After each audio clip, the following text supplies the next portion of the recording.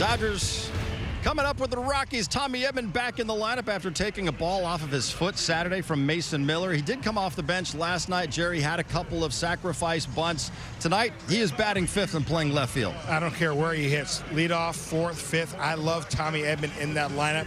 Really could play him anywhere. Gives you a professional at-bat gamer. And can't overlook the two bunts. I mean, that is critical, important. Little things like that are helping you win. 90 feet at times matters, moving guys over. That's the way you play the game. Nomar, maybe another chance for Robo to make an all-star statement tonight. Another chance, but we can talk about it. That shouldn't be on his mind. His mindset should be exactly what it's been all season long. Go out there, keep competing. Attack the strike zone. Dodgers on the board first. Let Robo pitch with a lead. It's been a very entertaining homestand so far. This is game 6 of 10. Dodgers looking for a series win over the Rock Show. First pitch is coming up after the break. Back-to-back world champion Dodger baseball on Sportsnet LA is brought to you by Carl's Jr. The real sourdough star is back at Carl's Jr. You can get it for just $5.99 for a limited time. And by your Southern California Lexus dealer, who invites you to test drive a Lexus today. From up 6-1 to down 7-6 to an 8-7 win for the Dodgers last night. An 11th consecutive win over the Rockies at Dodger Stadium, and 21 of the last 23 here against Colorado have gone the Dodgers' way. 6-2 against them this season now. And try to clinch a series win tonight behind Justin Robleski. The lineup for the Rockies that he'll face off with looks like this, with Willie Castro to lead things off. Kyle Karros bats second, starts at third base. DJ Rumfield, the first baseman and 3-hitter. Another rookie, and Cole Carrick is in center field, coming off another big game. 3 hits for him last night. Tyler Freeman's in right. He had 2 hits. Jake McCarthy's in left. Ezekiel Tovar had a home run in yesterday's game. He bats 7th and starts at short. It's Braxton Fulford doing the catching. The All-star catcher Hunter Goodman tweaked his wrist last night. He's going to undergo more imaging on that, but he's out of the lineup tonight. And Mickey Moniak DHs and bats 9. Robleski's coming off a career-high 11 strikeouts, no walks in Sacramento last week. Now 10-2 this year with a 2.80 ERA. Castro climbs in. Off we go with a fastball that's fouled back, and he starts right off by attacking him with that heater. Yeah, I think the numbers really don't do justice how well he threw last game. And this is what he's done all year long. The four-seamer, hitters just haven't been able to catch up to it. Four-seamer and the slider, and he'll live at the top of the zone. Gets a lot of chase. The only pitch in the National League that's been more valuable than Justin Robleski's fastball is Jacob Mizorowski's fastball, which averages over 100 miles per hour. You can't even see it. It's so fast. This guy does it with a little deception, does it with location, and does it just with unassailable self-belief that he's going to throw that fastball. He doesn't care if you know that it's coming. Here it is. Try and hit it. But there has to be something, right, as you discussed it. At the plate, there has to be an angle, or there's something that you don't pick it up, because you can have all the belief you want, right, and it doesn't mean you're going to be successful. And when you use that comparison with Mizorowski, like, it makes 0 sense. No. 0 sense. Mizorowski throws faster than anybody the game has ever seen. He gets a lead extension, meaning he releases the ball right in front of your face. Robleski has some of the worst extension in baseball, but guys just do not hit it or hit him. Strikes out Castro for the first out of the night.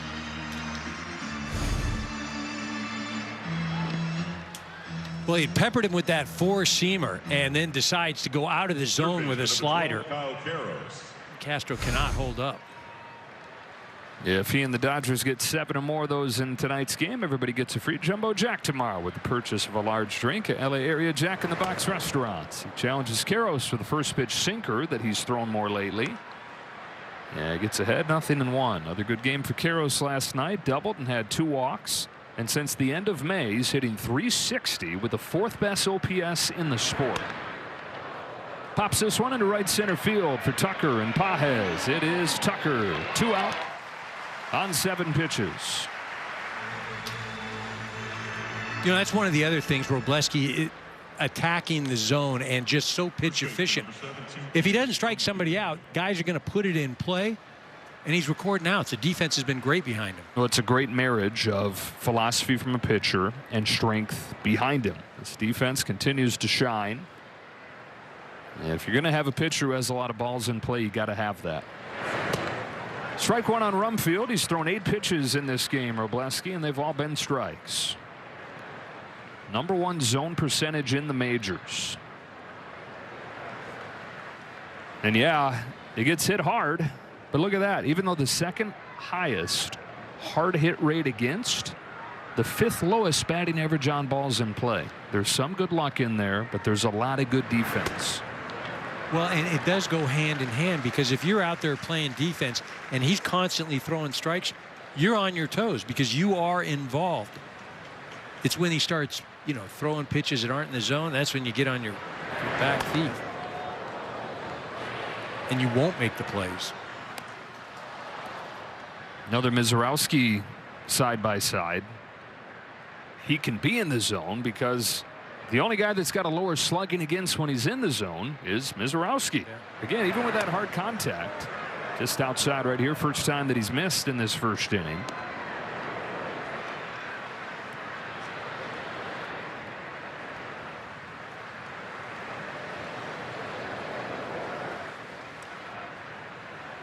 Is 1-2 pitch, up and away, 2-2. Rumfield went into yesterday's game 7 of his last 12. 0 for 5 though yesterday. Making a case for National League Rookie of the Year, hitting .297 with an OPS up in All-Star territory. On this 2-2 from Robleski, fouls it off and stays alive, and this is what he does. One of the hardest guys in the league to strike out. Well, you just saw that that was not conventional at all. Body's going everywhere, but he always seems to find a way to get that bat on the ball. Speaks to the belief, the growing belief the Rockies have in him, that he's hitting 3rd against a left-handed pitcher here. Part of that is that Goodman is not in the lineup and the domino effect of that, but he's not hit left-handers very well at all. A little bit better lately. They just have full belief in this guy. 26-year-old rookie. On the 8th pitch from Robleski, takes it outside and the count goes full.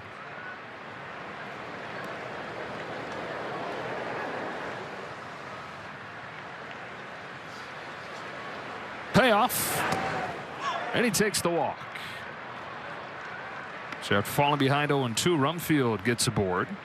And the inning continues for Cole Carrig, who went 3 for 5 with a pair of doubles, knocked in 2 to tie the game, scored 3 runs. Numbers over his last 9 games out of this world, but even the full body of work, his first month in the major leagues, only Juan Soto has a higher OPS in the National League if you put him on the year leaderboard. And sends a high fly ball to center field, but not deep. It's Andy Pages to settle under it and finish off a scoreless first inning for Robleski.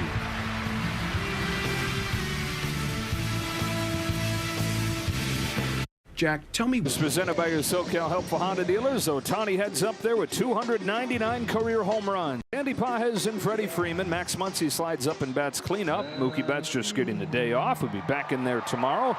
Tommy Edmonds in left field hitting 5th. Kyle Tucker has heated up. He's in right hitting 6th. Last night's hero rushing. Freeland's into the lineup at 2nd, and Rojas starts at short with Betts off. Lorenzen signed a 1-year contract with the Rockies. He is 3-9 with a .691 ERA. His first pitch to Ohtani. Misses outside, ball 1. He's got the worst average against in the major leagues, .335, and then in his last start, he wasn't giving up as many hits, but he walked a career-high 6. Well, he's got a lot of pitches, right? A menu to choose from, and really, he's a guy that you're just trying to find square up. High line drive, center field, carries over the wall. 300 for Shohei Ohtani.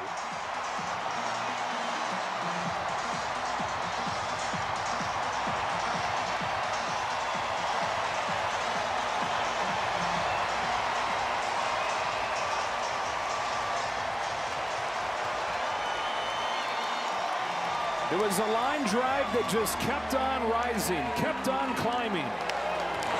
And it's the 300th home run of Shohei Ohtani's major league career.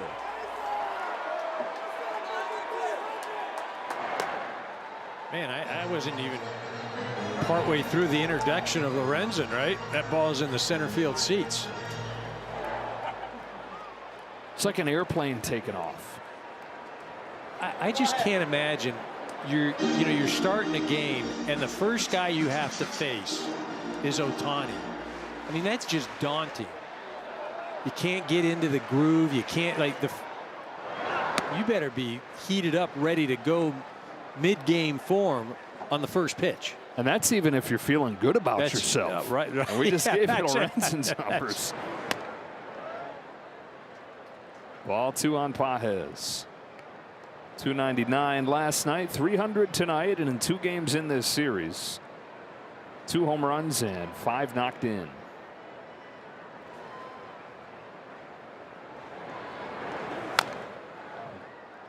Now Dave Roberts is saying, yeah, he knows right where he is. He knows he's at 299, but that one of his superpowers is his ability to focus on whatever he has to. Focus on his work and then to let things happen. And I'm sure you can attest to being on the verge of milestones. A lot of times they don't happen until you let them.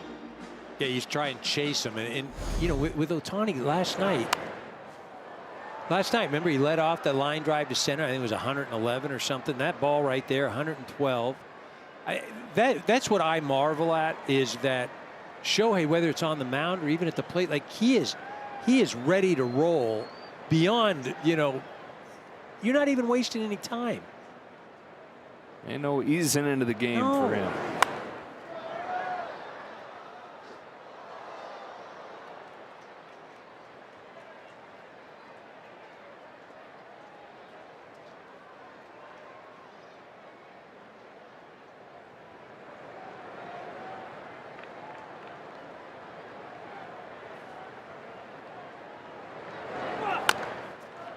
Bouncing ball left side. Lorenzen juggles, throws late. Pages turning the corner, scampering for second. Fun start for the Dodgers.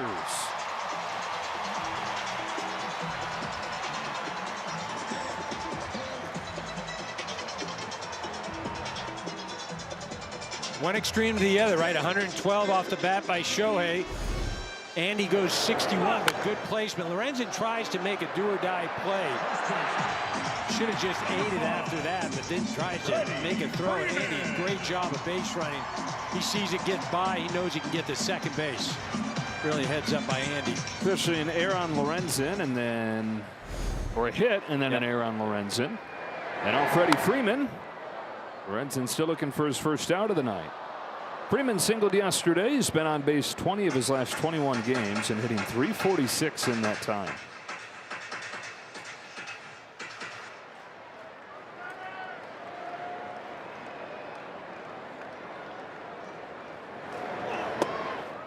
Dodgers have won 15 of their last 20 games. They've won 35 of their last 50. First team in the big leagues to 60 wins, 3 more than anybody else. Milwaukee with 57.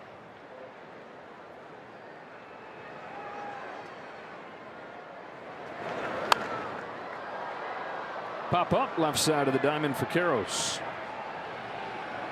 And there's the first out. That brings up Max Muncy. 2 hits and a walk yesterday. 7 games against the Rockies this year. He's hitting .480 with 4 home runs. Hey, you take a look at that OPS, over 1,500. Loves facing these purple uniforms. He is absolutely feasted against Colorado.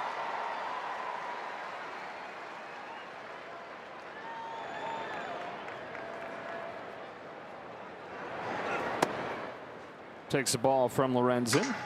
Who the Dodgers faced back in April. Lorenzen 3 runs over 5 innings and a no decision. He's in his 12th major league season. Most of that was in Cincinnati. First half of his career was with the Reds and mostly as a relief pitcher. Always wanted to be a starter again.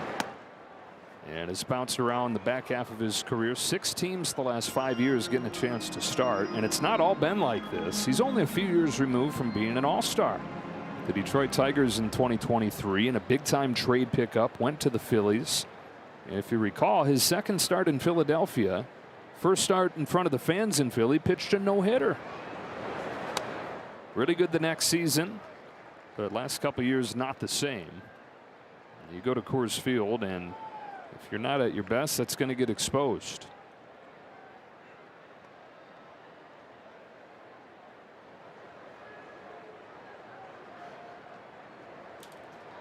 Two on to Muncy. Downstairs, ball 3.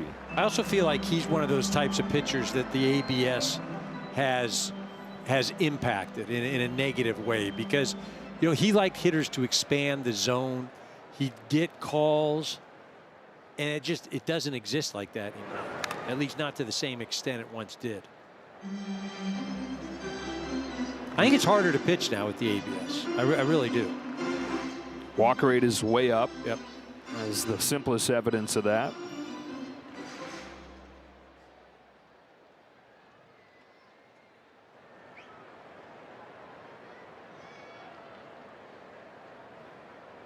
Payoff pitch coming to Muncy.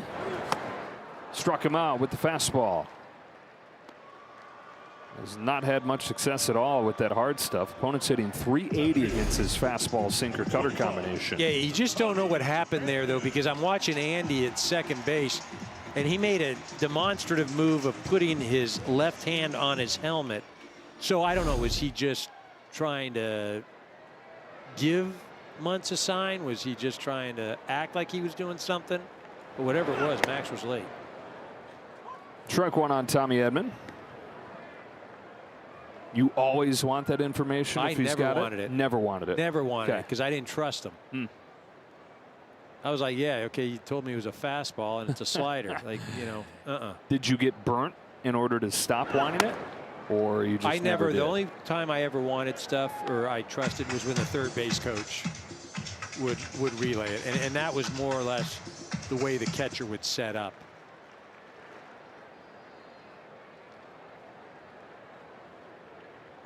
Edman on 1-1. Grounds one to second. Willie Castro to finish off the first inning. But to start the first inning, it's Shohei Ohtani taking Lorenzen deep, getting the Dodgers on the board and reaching 300 for his career.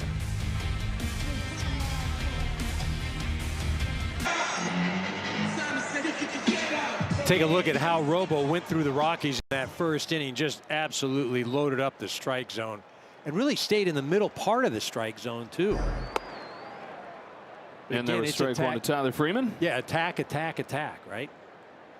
That's his MO.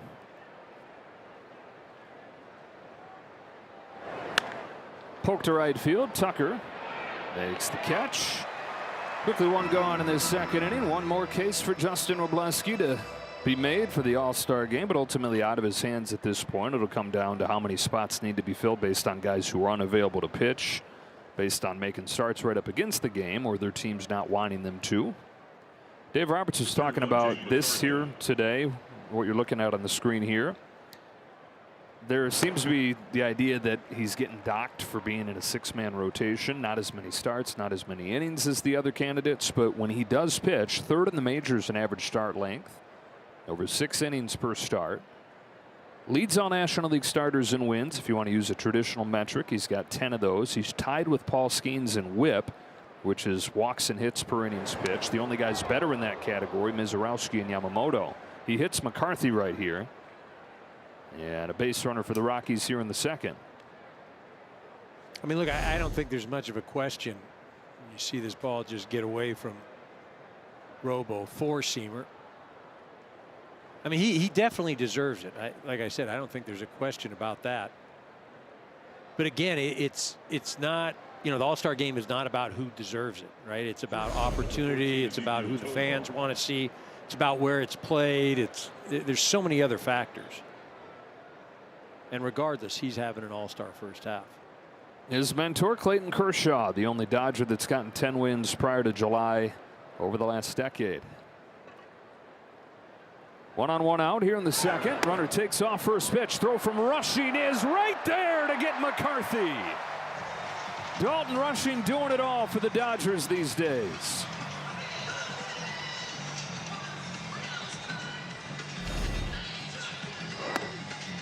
The Rush gets a good pitch to throw, and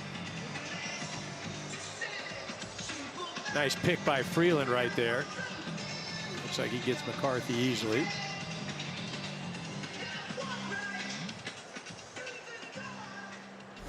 Little nod of the mash there, like, yeah, what are you doing running? Yeah, you know who I am. Tovar's the hitter, and he lifts it foul. Just one other note on Robleski's case, and again, so many things out of his control, but he would be the 14th Dodger the last 30 years to go into the All-Star break with 10 wins and an ERA below 3. The first 13 have all been All-Stars. Strikes out Tovar, and yeah, Justin, that's the third inning, or that's the third out of the inning. 1-0, middle 2.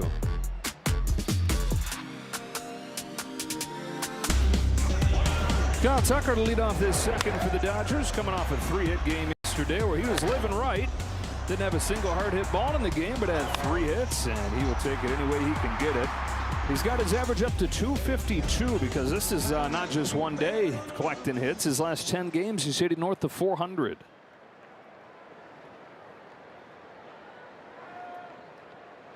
Lorenzen comes home, and Tucker takes outside, ball 1.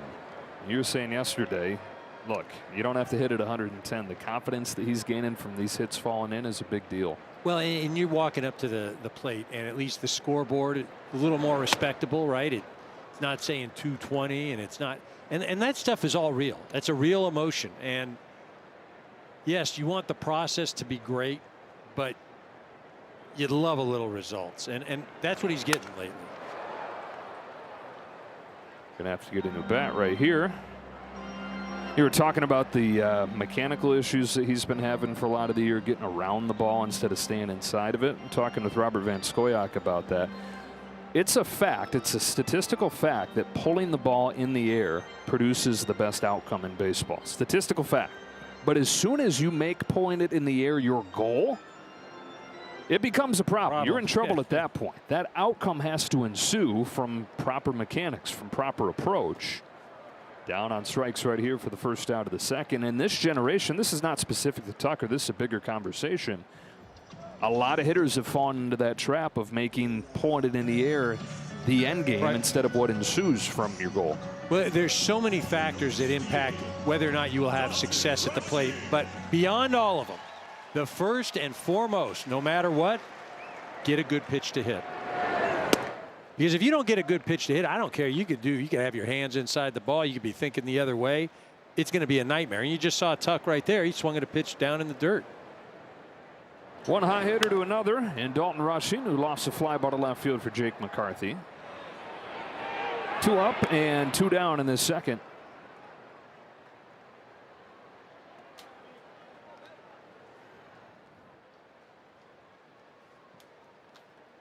Second baseman, number 76, Alex Freeland. A start here tonight for Alex Freeland. The domino effect of Mookie Betts not being in the lineup. Miguel Rojas moves to short. Freeland's back in there. Just 3 of his last 24. Although does have a hit each of his last 2 starts. Defense has continued to sparkle. Team feels that he's just a little bit in between, still a little bit passive at the plate when he is known as an aggressive, confident hitter, swings with conviction when he's right. For an organization that, as with other players, they see him come up. They know who these guys can be when at their best. They just haven't seen that with him quite yet at the plate here.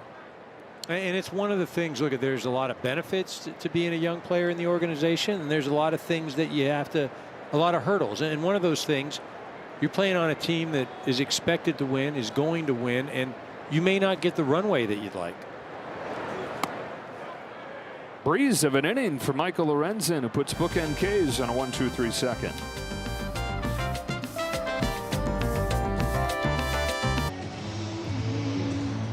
The MLB Journey to 30 sweepstakes presented by T-Mobile is the ultimate bucket list. Enter now for your chance to win trips to all 30 ballparks. Visit MLB.com/journey to 30 sweeps. Robo doesn't mess around, man. He's already standing on the mound when Todd Light says, "Now taking the field, your Los Angeles Dodgers." But it's like Todd needs to edit it and say, "Having already taken the field." Right. It's Robleski, and now here come the Dodgers. Well, I got pressure reading the. I know. You got to read it faster. Mess it up, and God. Keeping the fielders and the promo readers on their toes. 2 balls and a strike on the backup catcher, Braxton Fulford, getting the start with Goodman out with the wrist injury, and cross your fingers, hope that he's okay. Been the best player for the Rockies the last 2 years and headed to the All-Star game. 3-1 on Fulford. And Robleski, you can see the angst he has here. He knows against the 8-hitter, the backup catcher is hitting 184, not the guy to suddenly not be in the zone against. Back in there, 3-2.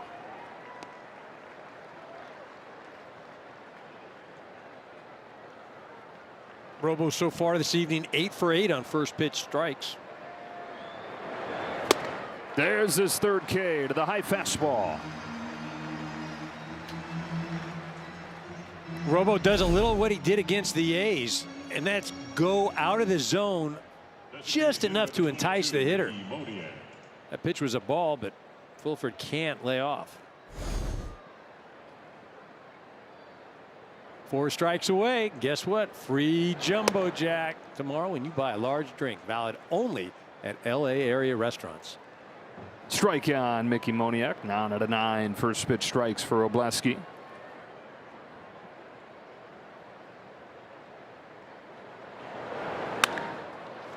Up the middle, and Freeland can't quite get there. Moniak with a base hit. First one of the game for the Rockies.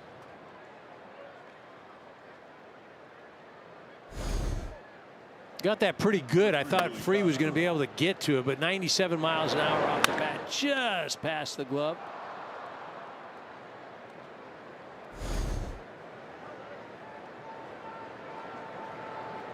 Back to the top of the order, Willie Castro.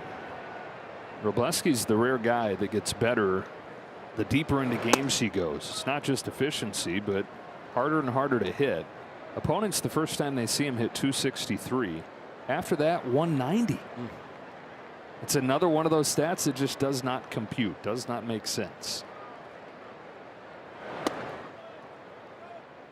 Bunts a new ball as he falls behind Castro, 2-0. Yeah, Willie's first at bat, Robleski filled the zone, 5 strikes. This time a little different here for the first 2 pitches. Castro good against left-handers, 316 on the year, and had 2 hits against Robleski when the Rockies saw him back in April. Had a bunch of hits in that game, but Robleski went 7 innings and held him to just 1 run at Coors Field. 4-pitch walk. And we get a word from Kia.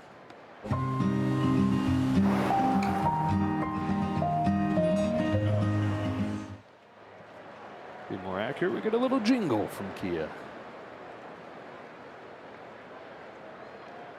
2 on, 1 out for Karros. Flied out to right field his first time up. Robleski's coming off that 11 strikeout, no walk performance, but he's walked 2 over the first 3 innings and hit a batter.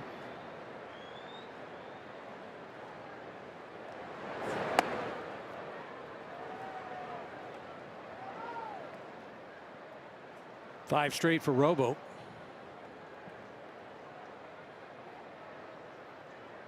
That was only his 4th 4-pitch walk of the year. Kyle saying I'm due to get a strike after those 5 balls in a row. Not a good pitch to offer at, though. Robo made a great pitch right on the edge. Paying for it a little bit, hit it off his foot. Baseball gods did it for him, so you didn't have to. Ouch. Ooh, that's neat. That's not good. Did that last year in Double-A. Missed over a month. Boy, the extent of your prep is just astounding. Yeah, right. It's, I mean.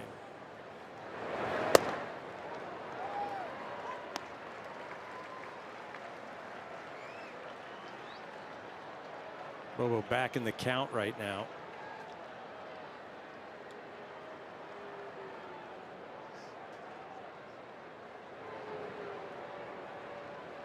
Another 1-2 pitch. Karros stays alive.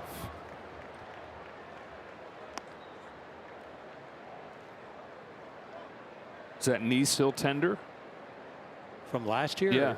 Oh no, no, he's past it. But I mean, it was a month, and went to Arizona, had to rehab for a while. Like, it was not fun.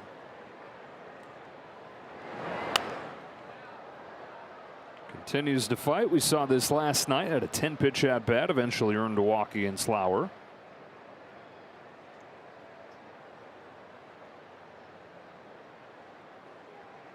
One of the best hitters in the National League the last month plus at just 23 years old. Another 1-2 from Robleski is taken at the knees for strike 3. He'll challenge. No. Well, I mean, it's a time to do it, but it's a strike. ABS is powered by T-Mobile.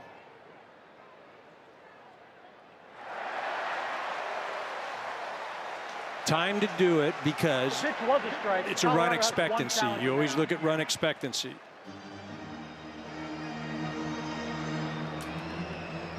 But it's not good when you're wrong. Number 7, T.J. Rumfield. 4th strikeout for Robleski, who was, of course, down near the bottom of the National League this season in strikeout rate, but he's got 15 of them in his last 10 innings. Up to T.J. Rumfield. 1st and 2nd, 2 out. Strike 1.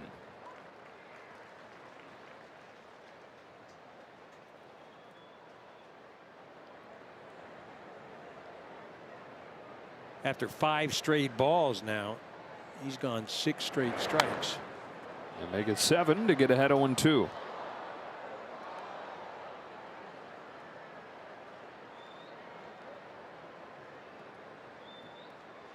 .24 pitches the first 2 innings of this game. 21st pitch of this 3rd inning coming right here. Single from Moniak, walk from Castro. 0-2 on Rumfield.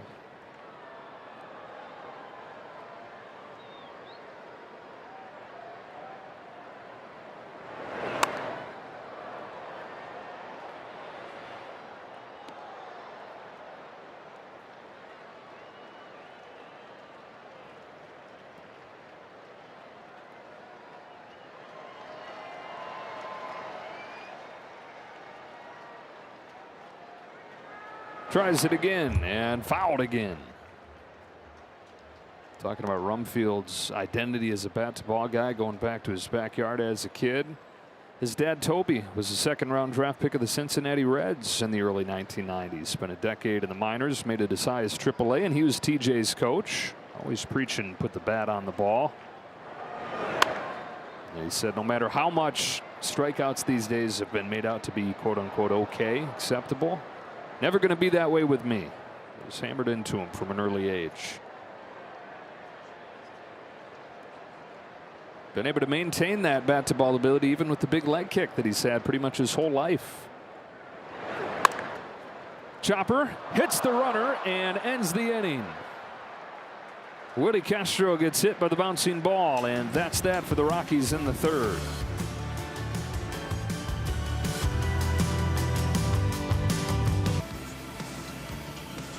Back-to-back world champion Dodger baseball on Sportsnet LA is brought to you by Jack in the Box. Get fired up with the Hot Ones Munchie Meal. On an Ohtani leadoff home run, the Dodgers lead this game to the bottom of the 3rd, where Rojas leads off with Ohtani on deck.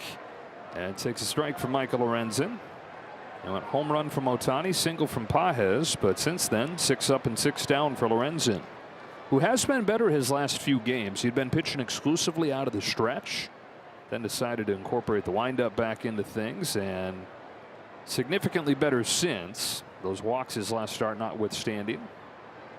Home with an 0-1 pitch. Swing and a miss from Rojas, and it's 0-2. Yeah, the walks have been uncharacteristic, and you take a look at those numbers right there. Through June 3rd, it just wasn't good, and the way he started the season at home was a nightmare for him. It was against the Phillies, and I'm not sure he went more than 2 or 3 innings. Close to double-digit runs. Not the way you want to start. Yeah, 9 runs over 3 innings in his home debut. He's talking going into the year about being excited about the challenge of trying to conquer Coors Field and be one of the exceptions to learn how to pitch there. Strike 3 on Rojas. And he's got his 4th the first time through the order. Now he's got to deal with Ohtani again. And we take a look at our Performance Spotlight, sponsored by your Southern California Nissan dealers. His 300th home run, 129 of those coming since moving to the Dodgers, and it was the lowest home run of his Dodger career, hit at 19 degrees. To give you a little more context on that, the average Major League home run Leaves the bat at 29 degrees. That's what I'm saying. Like off of the bat, I'm like, oh, that line drive I think is going to be over Carrick's head, and then it kept on rising and got out.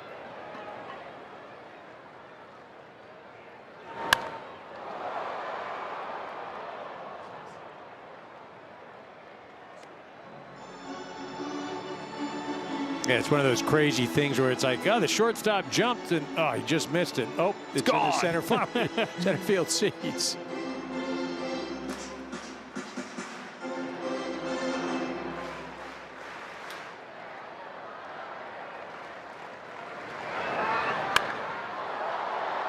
Gets under this one. Looks like a golf ball. Travels so high. Comes down to Carrick. 2 out.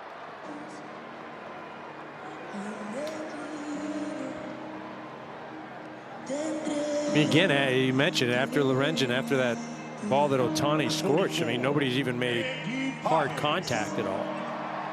Yeah, he's retired 8 straight since then. Page's single was of the infield variety. After he had the 12-game on-base streak, snapped with an 0 for 5 yesterday. He started a new one quickly today. He's homered against Lorenzen before.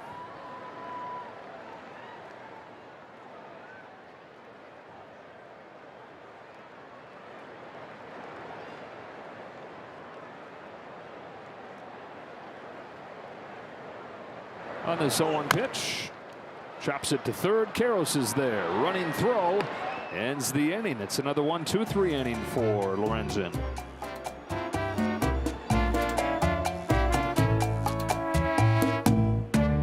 The first 40,000 fans will take home an exclusive Sun Hung Min bobblehead on July 11th. For tickets, visit Dodgers.com/promotions. Of LAFC fame. How about Argentina today? Wow, right? Some of those Spanish broadcast calls telling me I'm just not trying hard enough. Cole Carrick leads off this 4th and swings at the first pitch as he did his first time when he fly to center. Here he flies to right. Whoa, Tucker, just enough room, caught it twice. 2 outs, right? Not one away in the 4th. Here's out number 1, and now 2, Tyler Freeman. 2. Just beyond the extended netting there. Cole's going to break some stuff in his day, isn't he? He's an equipment manager's nightmare. One pitch to get the first out here in the 4th inning. Tyler Freeman stands in. But Justin Obleski, part of this was the injuries that he was going through. He just come off Tommy John surgery, but he was an 11th round draft pick. He was the 9th pitcher that the Dodgers took in that draft. Got to the majors, first 2 seasons, 6-7 with a 480. They asked Dave Roberts today, could you have seen anything like this coming? And he thought about it and he said no. But the one thing that he's had, we talked about this, is a ton of self-belief, and there's something to that, something to, number one, knowing who he is, focusing on the fastball and the slider this year, and then believing in that. And then he gets some results when applying those things, and it has snowballed into this season. 10-2 with an ERA that's now down to 270. Well, the thing about it, the belief wasn't just false bravado. I mean, even when he was not pitching well, he thought he was that good. And that's the one thing. If you don't believe in yourself, you know, why would you expect anybody else to believe in you? And it's super to continue to have that confidence when you're not doing well. That's even an extra layer of wow. And that's got to be extra hard to do when you're up here in the majors and you've not proven it to anybody up here yet. So they're all probably looking at you like, who do you think you are? But to remain steadfast in that self-belief. Off the hands of Freeman to Freeland.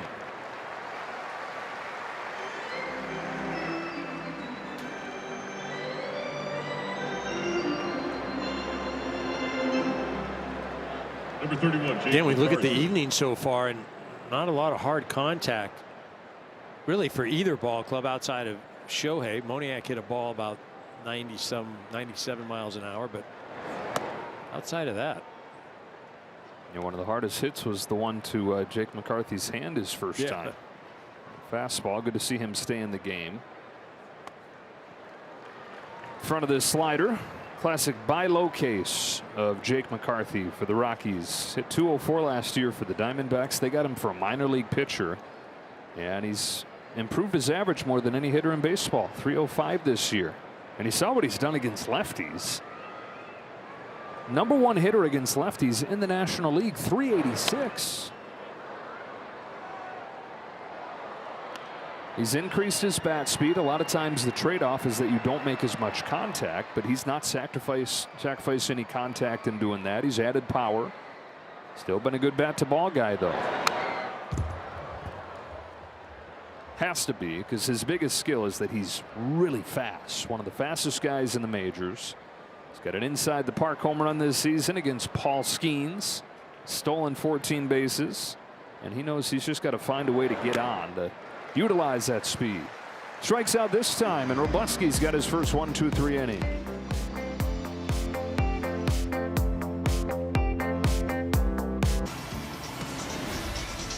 Back-to-back world champion Dodger baseball on Sportsnet LA is brought to you by Shakey's Pizza Parlor, serving up handcrafted pizza, crispy fried chicken, and famous Mojo potatoes since 1954. 1-0 game to the last of the fourth. Freddie Freeman leads off and swings and misses. Popped out his first time. Headed to his 5th consecutive All-Star game since coming to LA. That is 8 consecutive All-Star selections for Freeman back to his time in Atlanta. And just the latest piece of evidence, the remarkable consistency of Freddie Freeman.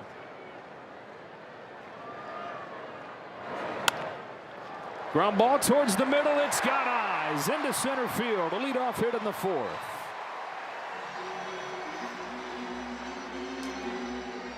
You know, if you just watch Freddie for a couple of games and you saw something like, oh man, that guy's got some good fortune.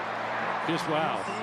But the fact that he's been doing that sort of thing his entire career, right? Putting the bat on the ball, finding holes, driving the ball over the fence, going line to line. Every type of hit you could possibly muster, he's got it in his arsenal. Leadoff man aboard. Here's Muncy taking a strike on a cutter. 11 consecutive seasons for Freddie Freeman where he's hit .282 or above.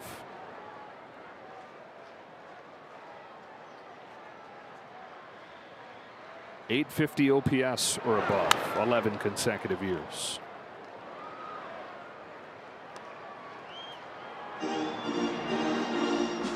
I think the other thing too you got to look at is the fact that he plays every day, and that you know, nowadays that's almost more impressive than some of the numbers that he puts up, because not only does he play every day, but he continues to play at a high level every day.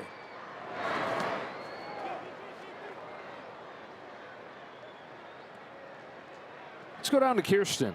Thanks, Joe. Well, this afternoon I sat down with Freddie Freeman just talking about the 10 All-Star games, and of course going into his 10th one next week. And coming in, he had some goals for himself. He is someone who is very mindful of his batting average. Of course, he's right now at 299, is adamant that he wants to be at 300, but he shared with me that what he's most proud of, just when he looks at the numbers and everything this season, is how he's been posting. He's out there every day. The only days he's really missed was for the birth of his daughter, London. And so for him to be out there, he says he feels really good just when it comes to his mobility at first base. So ultimately he comes in and he's really pleased with everything that he's been doing up to this point, guys. That's his 90th game played this season. The last 2 years he missed 15 games each season for various reasons. The injuries and of course the family stuff that he went through. Tommy Edman chops his pitch foul. Prior to that, it was unheard of for him to miss a game. The 3 seasons, actually, okay, let's go back even farther, because your eyes get caught by the 2020 season, and that line's totally different. He played every game that season, by the way, and won MVP. Let's start in 2018, 162 games played. 2019, 158 games played. Every game in the 2020 season, 159, 159, 161. Well, and that's the thing, too, is that you post like that. I don't think people realize how hard that is to do. And it's, you know, not only is it a physical grind, but it's a mental grind. And he does it, and like I said, the consistency with which he does it, and it's not even the high level with which he does it. Hall of Fame written all over it. Remember last year he did it, a lot of it on one leg. Yeah. He's still managing the ankle injury, having surgery the previous offseason.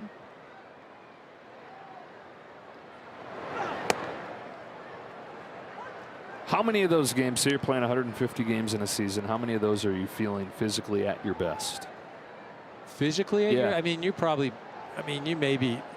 lucky if you're at 100, maybe. Wow. I mean, even if that, I mean, that's probably being ridiculously. I mean, Brett Butler, outfielder for the Dodgers when I was first coming up, and he was near the end of his career.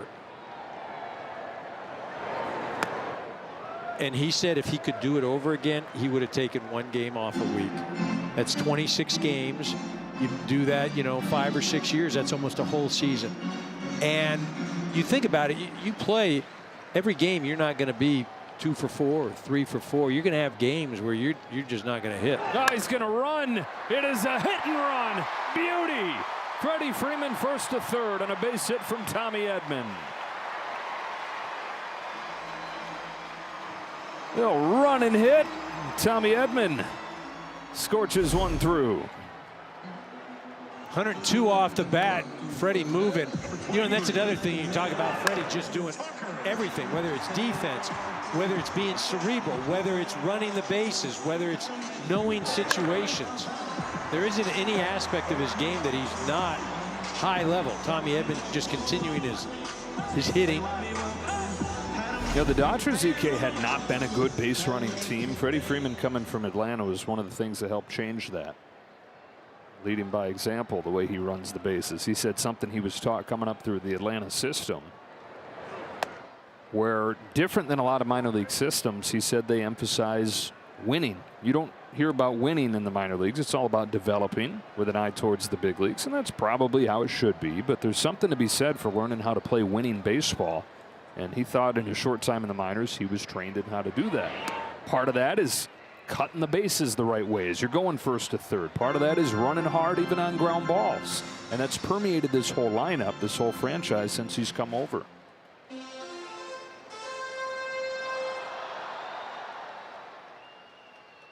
Tucker, first and third, one away. 2-1. It's a good take by Kyle. That pitch, not something that he's looking for, not a pitch to drive. Again, just looking to serve something to the outfield. Keep it off the ground.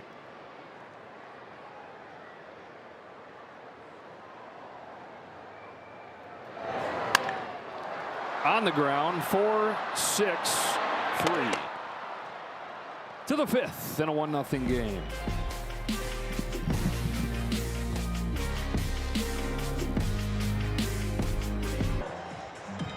There really are no obscure Dodgers born on this date. So we'll go with the Hall of Famer, Billy Herman, born July 7th, 1909. Hall of Famer for mostly what he did with the Chicago Cubs in the 1930s. He came to Brooklyn in 1941. The Dodgers have been terrible for decades. Strike one on Ezekiel Tovar. Late 20s through the 30s, really the low point of the franchise's history. That's when they got the nickname the Bums. But then Billy Herman comes over and in 1941 leads them to their first pennant in 2 decades. Roller up the middle for Miguel Rojas. One shortstop, retires another for the first out of the 5th. Herman would spend 4 seasons with the Dodgers. It was interrupted by service during World War II. 304 career hitter. We're talking about Freddie Freeman. Number 37, Braxton. Billy Herman, high average hitter, 304, almost twice as many walks as he had strikeouts, and he was considered the best defensive second baseman of his era. After he played, he coached and he managed. Poke to right field. Tucker will watch this thing sink in. A little chip shot of a base hit for Braxton Fulford. Managed the Red Sox. Coached on Walter Alston's staff in the 1950s before the team came to L.A. Billy Herman.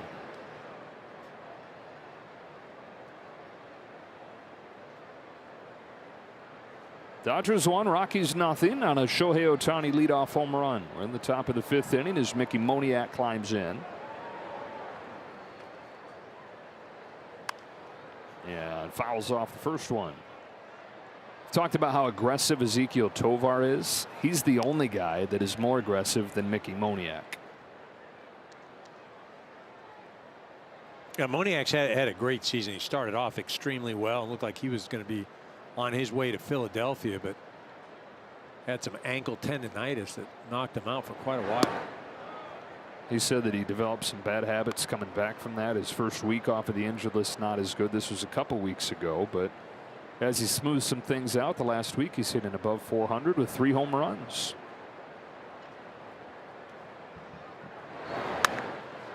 Left side, Rojas gets there. Throw to second is late.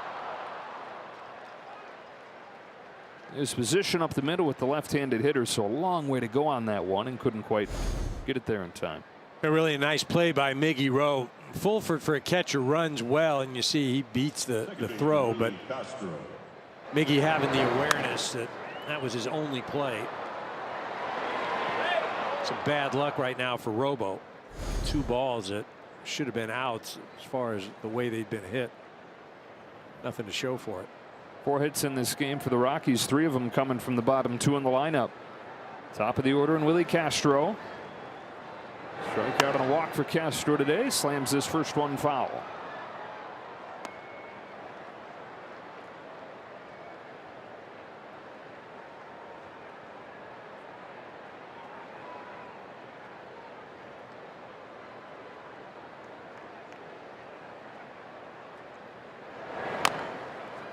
In on him. Soft contact again, and it'll roll foul. As soon as that leaves the bat, you're thinking, oh geez, not again. I mean, those 2 previous hits, 68.2 and 63 miles an hour, respectively.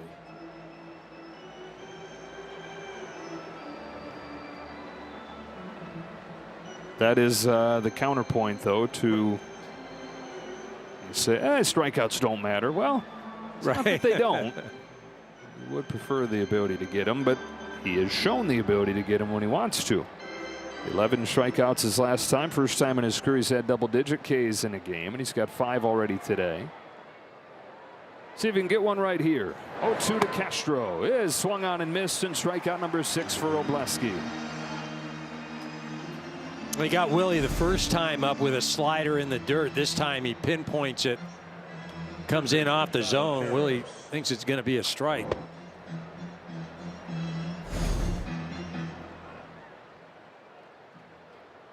Two on, 2 out.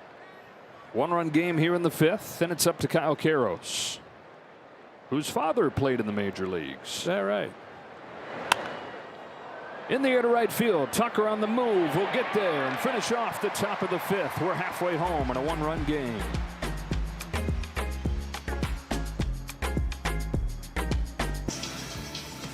Back-to-back world champion Dodger baseball on Sportsnet LA. Brought to you by your Toyota dealers. We make it easy.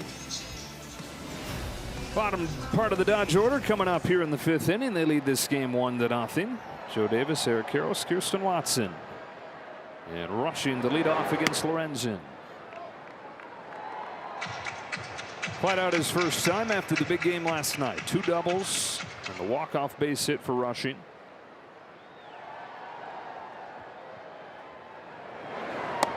.580 OPS as a rookie. .850 in his second season. That's the 3rd largest increase of any hitter in baseball. And just to give it a little more context, .850 this year for rushing. Will Smith for his career, .825.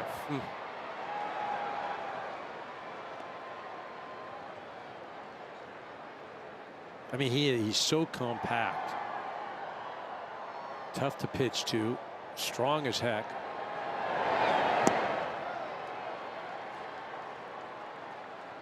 Another guy, you talk about that word belief. It's been tested, but this guy came in as confident as anybody.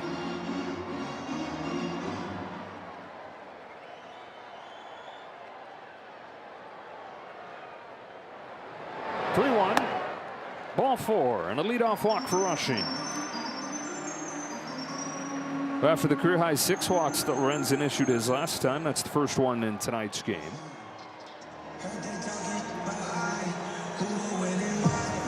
And here's Freeland.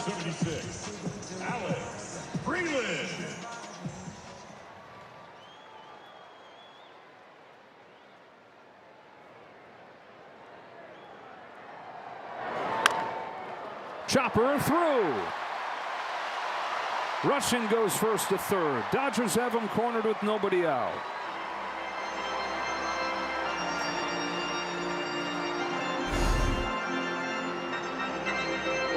Dodgers returning the favor right there. Freeland gets a hopper just over the outstretched arm of the first baseman.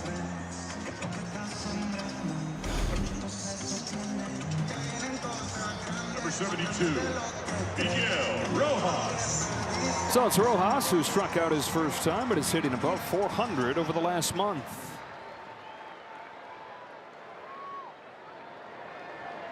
Dodgers looking for their first run since the first batter of the game. He bunts it foul. And you saw Freeland. I mean, he could have stolen that bag. He took a few steps like he was going to go.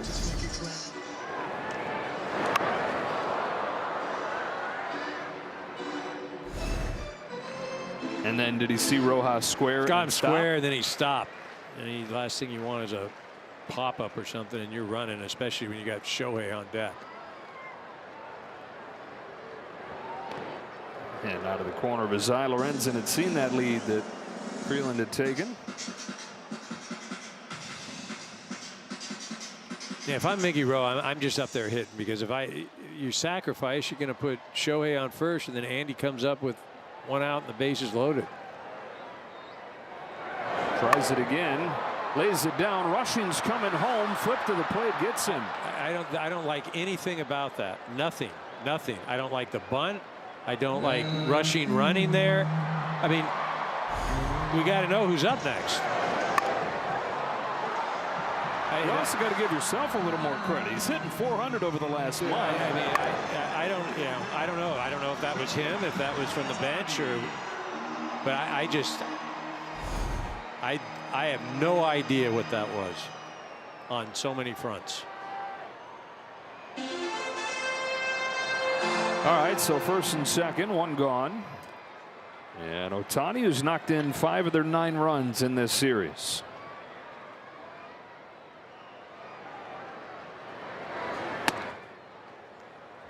Here it was to lead off this game.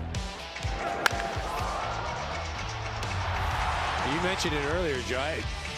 We didn't know if that thing was going to clear the fence because it was hit so low. And if it wasn't going over the fence, it was going to go through it.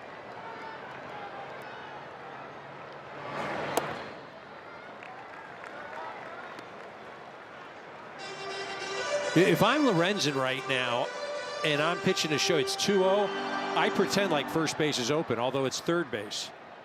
He's not getting anything, because I'd rather pitch to Andy with the bases loaded than Shohei 2-0 here and throwing a strike.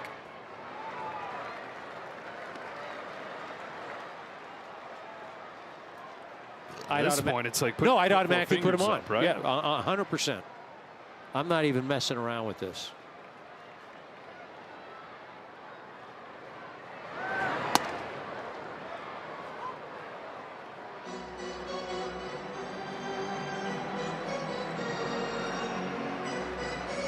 So what now, 3-1, you're feeling a little better? You're going to throw a strike? I mean, it's almost like Shohei's baiting you.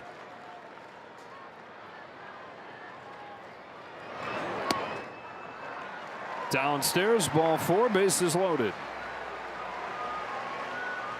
Yeah, good patience from Ohtani, knowing that he's probably not going to see much good to hit there. Close enough if you were feeling a little over anxious, where it would have been tough to lay off. Chance for Pages to crack it open.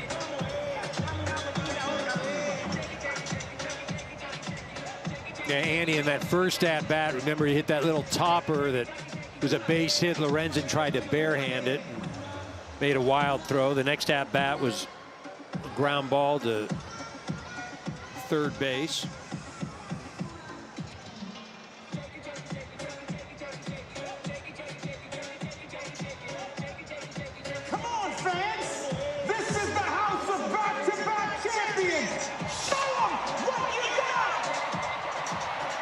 Michael Lorenzen pitching one of his best games of the season, but the best chance for the Dodgers right here.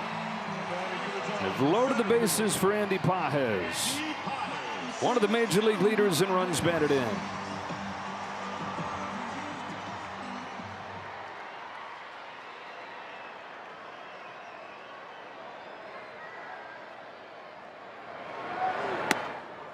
One and oh. Much like last night when he came up in an RBI situation against Senzatella. If you're Andy, you got to look for something up out over the plate, because Lorenzen is not going to throw anything in.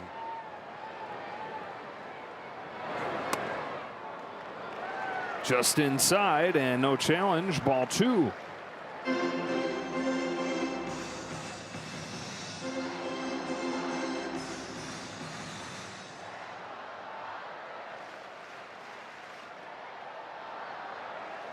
On a 2-0, Pages takes just downstairs. Got to help him. You got to challenge that. You can't have, like, there's 2 of them right there. Both of those were strikes. This is a high run expectancy situation. And again, it's 2 huge misses behind the plate. Hunter Goodman does not miss those.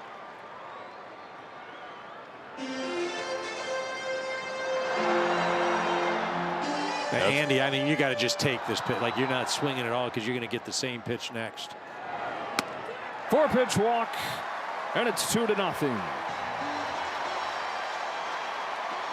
If you're Lorenzen, you got to be pretty frustrated there. Well, if I'm Lorenzen, I'm hot, right? Yeah. I mean, great job by Andy laying off those pitches, because they're borderline at best.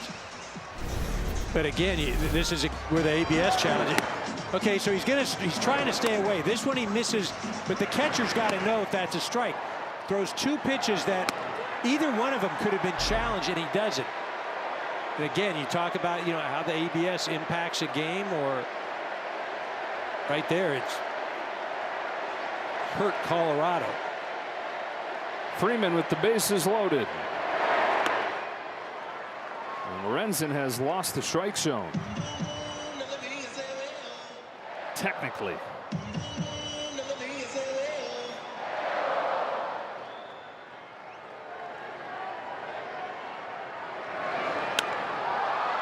Pop fly, shuttle right. Infield fly, right? Yep. Castro has it. 2 out.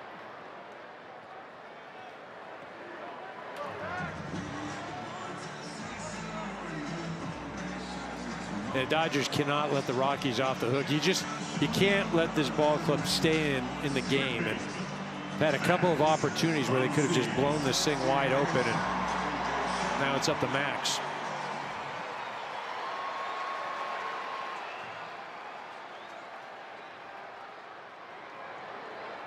No for 2 has struck out both times against Lorenzen.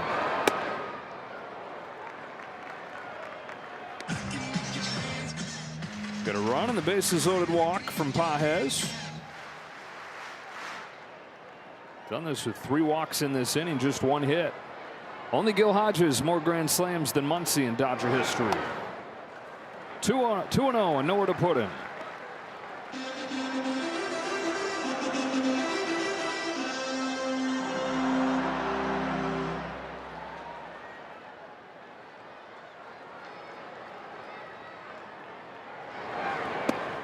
Ball 3.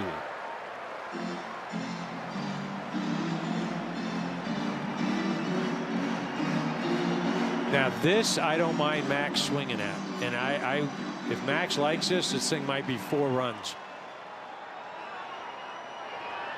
Here it comes. There goes a line drive to right, and Freeman is in the perfect spot for it. Man, if he elevates it, it is going a long way. Instead, it's an out, and they settle for 1.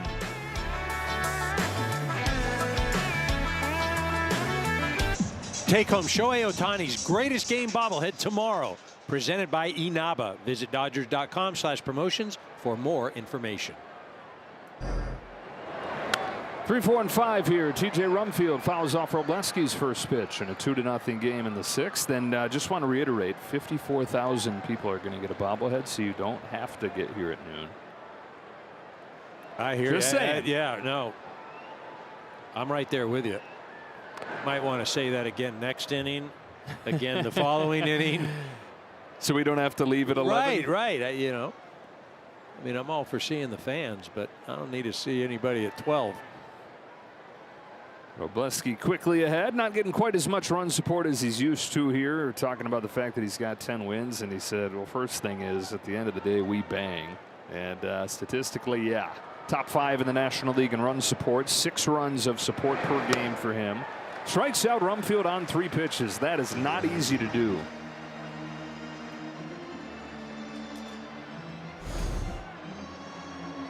You mentioned just 3 pitches and really didn't waste any time with sinker, 4-seamer. And he's fouled up the career high 11 Ks with 7 of them tonight. So free jumbo jacks tomorrow with the purchase of a large drink. 1 gone in the 6th. Cole Carrick. First pitch that he's taken tonight.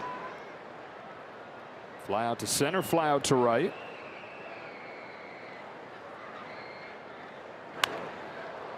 Down the line, fair ball. Into the corner, and another extra base hit for Carrick.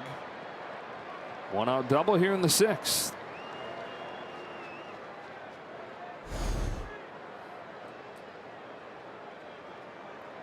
Gets that ball out in front of him, hooks it down into the corner.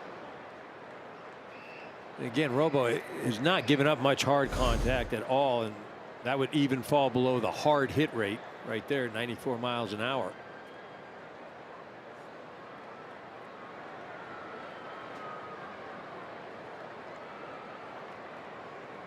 Brings up Tyler Freeman.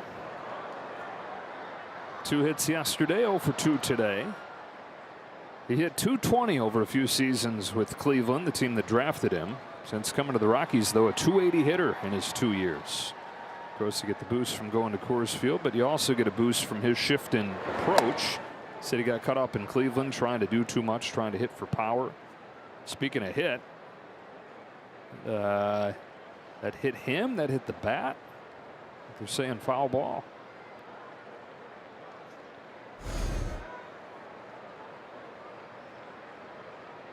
That might have hit. I don't know if that was Handel or if that hit him. Rockies are looking right now, and they're going to challenge, it looks like.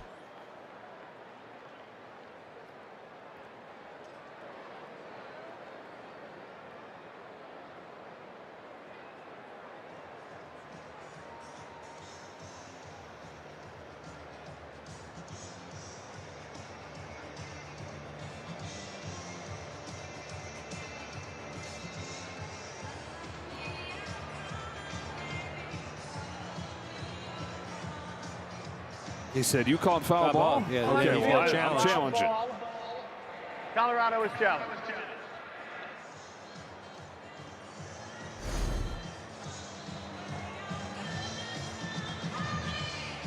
That looked like that got handled, right? That looked like so, yeah. I mean, that looked like it got the knob of the bat right there.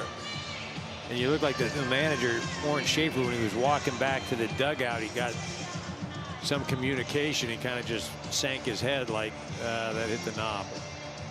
Looks to me like that hit the knob. That's going to be 0-2.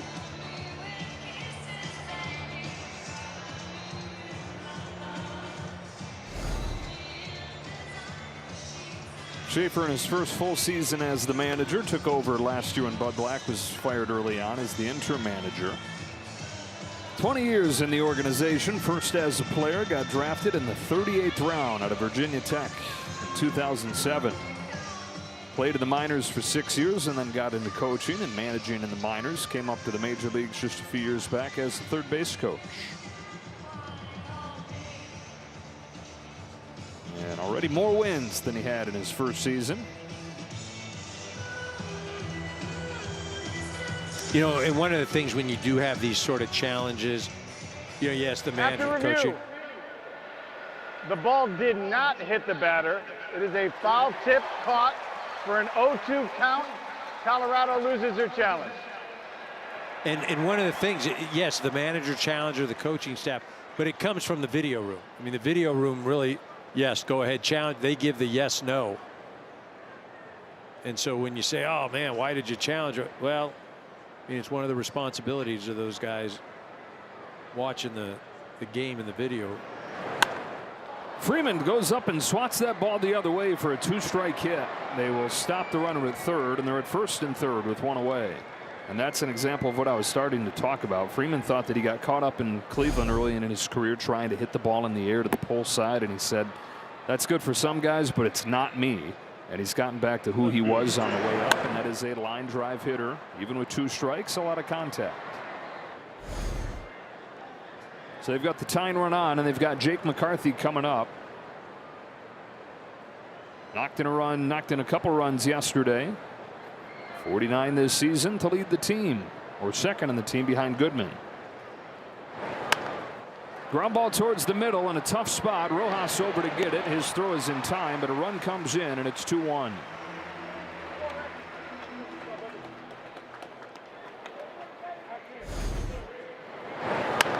Nice play by Miggy Rowe, ranging to the right side of second base. Again, the Rockies just fortunate right there. That ball just where it was hit. But that's the thing. I mean, it feels like the Dodgers should be up 7-1 right now, you know, and they've missed the opportunities and just can't keep this ball club around. Showed that last night. Dodgers had a 6-1 lead disappear. Tovar was 0 for 2 after a good game yesterday that included a home run. No balls and 2 strikes. All right, let's see if they treat him better with 2 strikes than they did last night. Right. Eric Lauer would have loved to have had 2 pitches back. 2 strikes through pitches that got a big part of the plate. Robo has to stay off the plate. He does. Tovar stays alive. Robleski's been in the strike zone just as much as he always is, but huge increase in chase tonight against an aggressive lineup, and nobody more aggressive than the guy that he's facing right here. Out of the 0-2 to Tovar. Jam shot to short. Rojas sizes it up, chucks it across, and ends the top of the 6th. Rockies getting the board. 2-1, middle 6.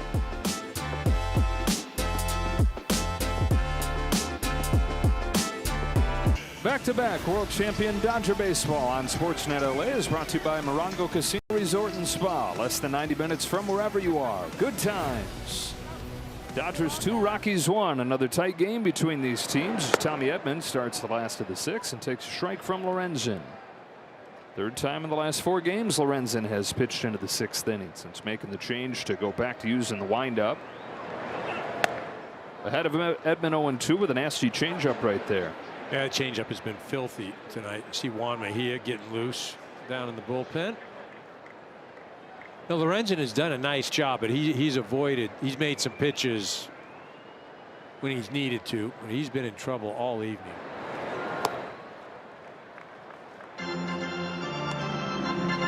Out of Fullerton Union High School and then stayed in Fullerton for college. Was a 2-way guy. Cal State Fullerton. Actually was a 2-way guy when he got to the major leagues with Cincinnati. Played a little outfield. He was an excellent hitting pitcher. Michael Lorenzen has 7 career major league home runs.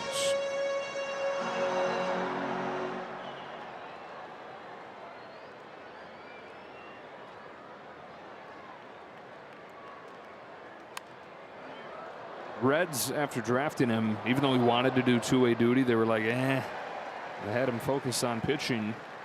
And then they saw Ohtani, and it was seeing Ohtani that he was doing it that allowed the Reds to say, okay, maybe we should at least be open to this. It's over a 2-year span after Ohtani arrived. He was a .240 hitter, had 5 home runs. Rumfield smothers it, race to the bag, and Edman's going to win it. Lorenzen a little bit late getting over there, and Edman's aboard to start the 6th. I mean, Rumfield does a nice job of knocking it down, right? And Lorenzen isn't over there, but Rumfield makes he screws this up because he doesn't move his feet, and then he tries to throw it overhand. What he's got to do is, while Lorenzen is running over there, he's got to be running towards first base and underhanded. But just standing flat-footed and throwing a lawn dart, not going to happen. Tommy smoked that ball, though. That's a couple tonight that he's hit really hard. Tucker fouls it off. Throw it in air, so Edman stays with just 1 hit tonight. It's another base runner for the Dodgers, though. They've had a bunch of them. 5 hits, 3 walks, 2 batters reaching on errors. Way into the night goes his pop-up. Rumfield. So Tucker turns away 0 for 3, and it brings up Rushing.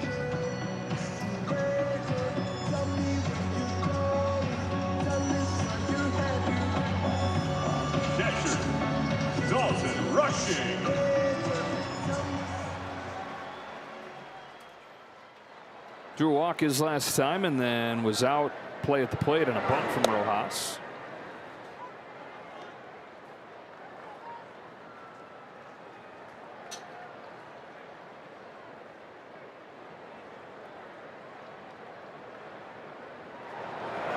There goes Edman. Throw to second, not even close to in time. He got a great jump right there. Second stolen base. It's a great read by Tommy right there. He put on his invisible suit and took about 4 steps. Had a great jump. It's a great baseball play by Tommy. Get himself into scoring position.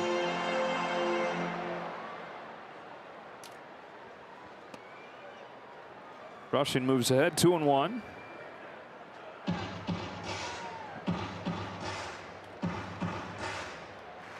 Reds are now at 92 pitches. That bullpen's ready to go. As the 2-1 comes home, and Rushing grounds it sharply to second for Castro. 2 out.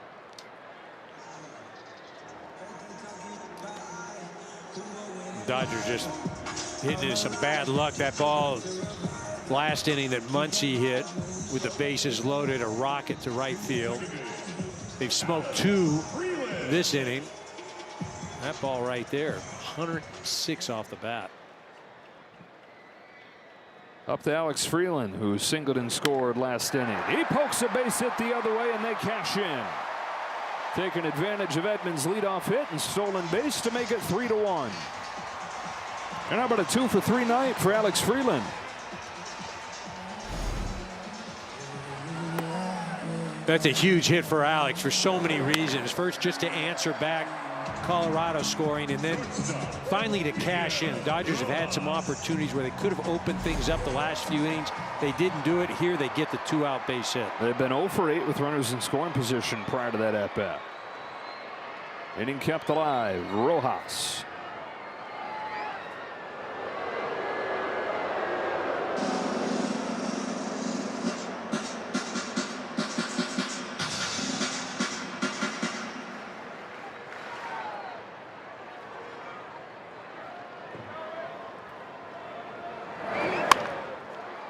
To short. Tovar to second. And we all go to the 7th. Dodgers lead at 3-1.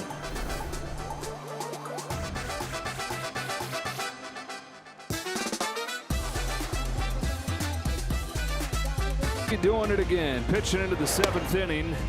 And 1 start after he struck out a career high 11. He's got 7 of them today. Dodgers 3, Rockies 1. Off the outside corner, strike 1 to Braxton Fulford. And how about that first pitch strike rate? He's already top 10 in the National League, above 60%. Redonkulous numbers tonight, 22 out of 26.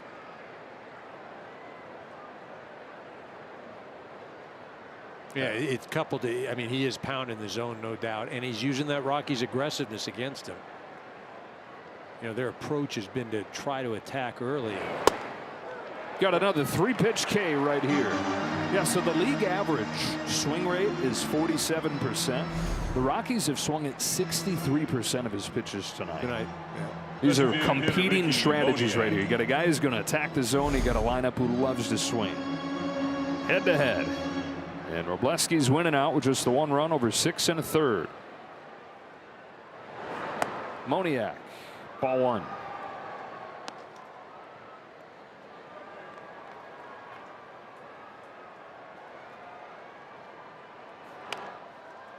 Check swing and a roller to second. Freeland on the move, throws in time. Heck of a play with a speedy runner right there. Yeah, it's one thing that's been consistent the entire time, and it's as good as anybody in the game at second base, and that's the defense for Alex Freeland. He does a great job of coming in and closing the gap on that ball, and then the ability to make a good release and accurate throw. 0-1 on Willie Castro. He's got these 8 Ks. He's held them to just 1 run, but it's not been easy. He's had just 1 1-2-3 inning in this ball game. That was back in the 4th. Rockies have 6 hits. They've drawn 2 walks. There was a hit batter in there. So there's been some pressure, been some traffic. Pumps a couple strikes in there, 0-2.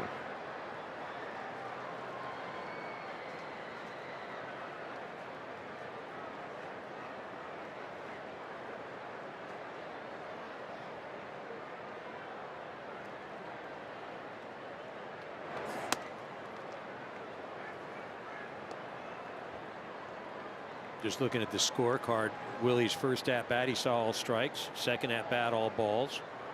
Third at bat, all strikes. This one, 2 strikes and just that ball.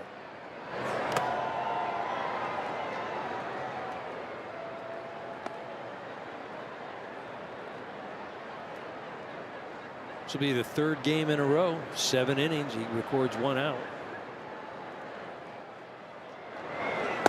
Strikes out Castro. 9 Ks for Justin Robleski.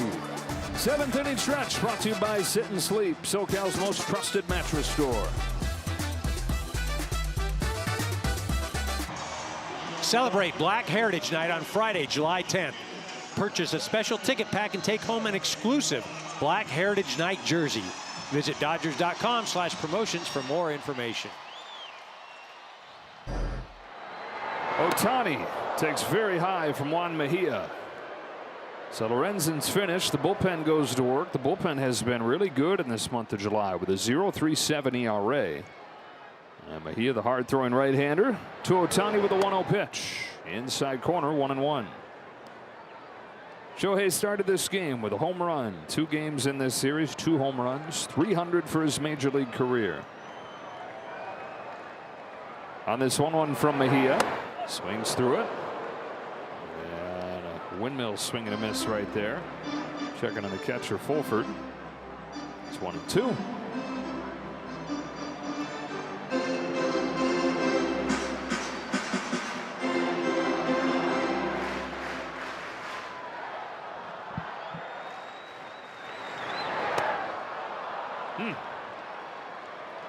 You made him look like much less than he is.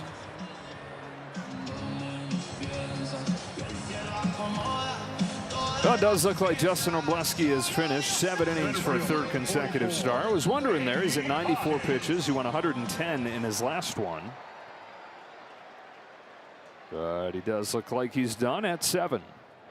Yeah, really a great job tonight. Again, kept everybody off balance. Strikeout total again high. Attacked the hitters. Gave him 7 innings. I mean, he's just auto right now. Pages. Will Klein, it looks like, is going to take over in the 8th. 8, 9, and 1 due up for the Rockies. Or beg your pardon, 2, 3, and 4 due up for the Rockies. If this score holds, he'll get his 11th win. ERA, no matter what, 2.69. How do you go 11-2 and not to the All-Star game? 11-2 with a 2.69 if he wins this game. He's shaking his head as if he's listening. Right? He's like, I don't know.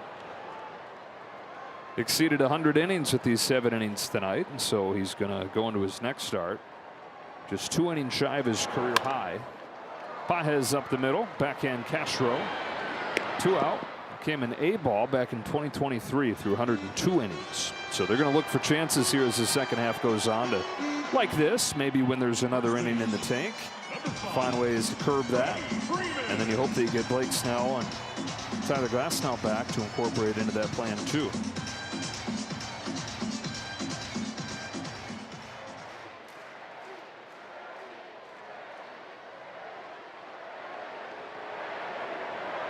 Freddie Freeman is 1 for 3.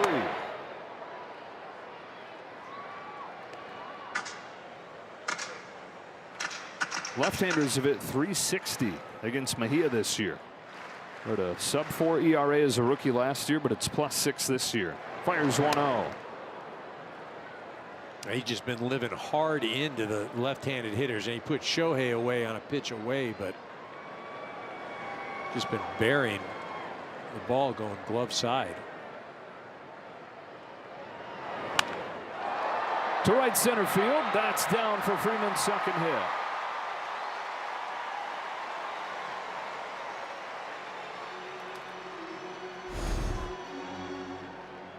Tried to go in again.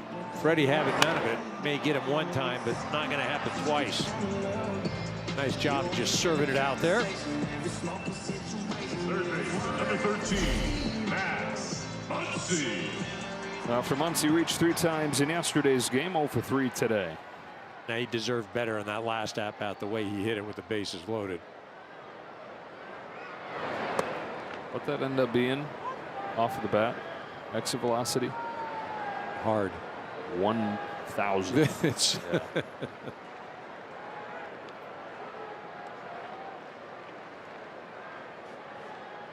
It's 106. Hits it hard again and caught again. Come on. Tough luck night. Tough luck Tuesday for Max.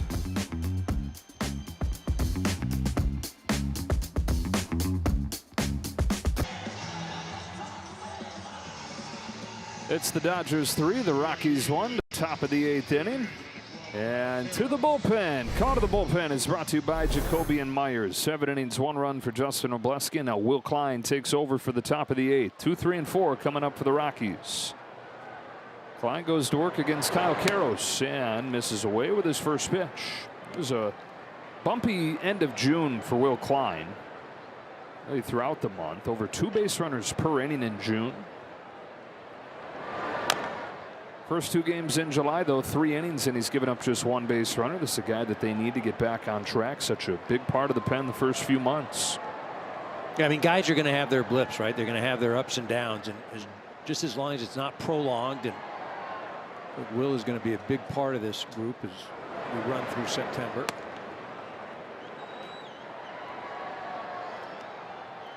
Still waiting to see Evan Phillips as he was activated yesterday. Awesome to see. It'll be his first game since Tommy John surgery. Breaks over the inside corner, 2-2. What a rapid return. He had Tommy John surgery June of last year. Used to be the standard, and I guess still kind of is. It's 14 months usually. He does it in 13.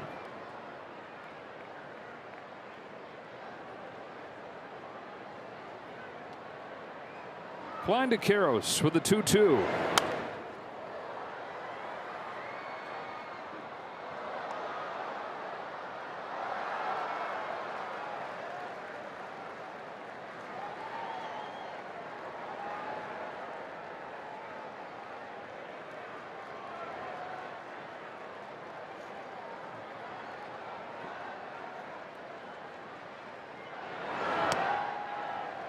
Full on Karros. Rumfield and Carrick to follow. Dodgers an 8-7 win in their first extra innings game of the year last night. Tight one again here. Karros earns the walk, and he's on to start the 8th. You just can't do that if you're Will Klein. You're trying to, get things right, but you're up by 2 runs. The last thing you want to do is walk the leadoff guy.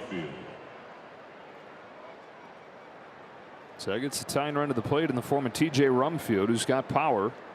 12 home runs this season for Rumfield. Today's 1 for 2. Remember, he hit Willie Castro with a ground out, but that is actually a hit. Hit him with a ground ball, but it gets scored as a hit. Living right, got a base hit tonight. Right.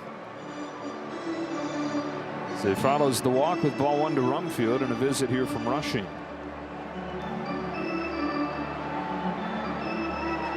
Remember, it was the walk to Tovar from Tanner Scott that started that 9th inning rally yesterday. Rockies scoring 3 runs to send it into extras.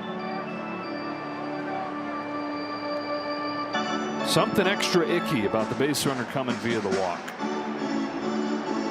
Well, especially when it's the leadoff walk. And, we've seen what this Rockies team can do last night. They're just not going to give up.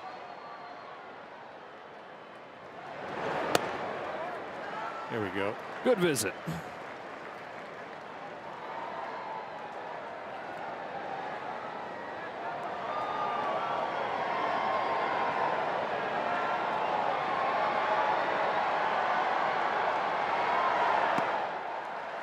Looping curve, 1-2. Really nice pitch there. Taking a lot off it. 12-mile-an-hour difference between that one and the previous four-seamer. And I'd go right back in there if I were Klein. Something hard, tie him up.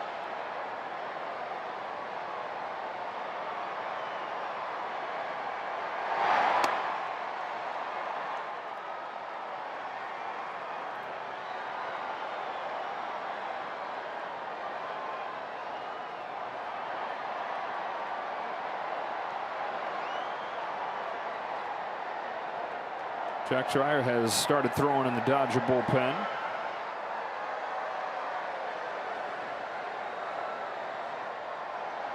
Two and two on the outfield. Klein delivers, does come back inside. A jam shot, shallow left. Muncie's out there. He's got it. Nice job by Dalton and Will Klein, who went in and attacked him with that high fastball, came inside and just tied up Rumfield. Just, you know, that's a big man right there with a leg kick, and may make contact, but it's not going to be hard. Here is the guy they have compared to Yasiel Puig for his aggressive style of play. Cole Carrick, another extra base hit in tonight's game with a run scored. Well, and this is a guy right now, if you're Will Klein and Dalton Rushing, you got to be aware of who's on deck and what the situation is in the game. No way that you let Carrick beat you. No way. He can put one in the seats. Next guy won't. It's Freeman on deck. 0-1 to Carrick. A frame job got the strike, but the challenge is going to overturn. Yeah. And again, this is the perfect time to do it. Pitches the ball. Colorado has one challenge. I mean, the challenges that we've seen tonight, there's not one that wasn't in a high run expectancy situation.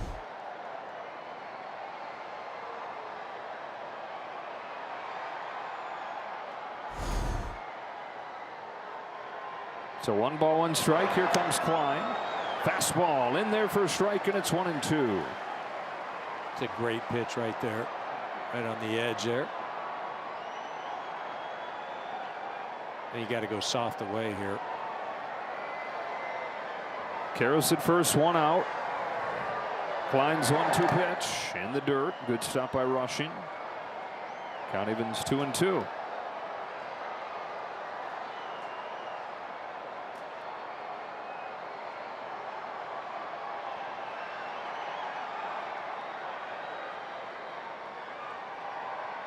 Already 16 pitches in this inning for Klein.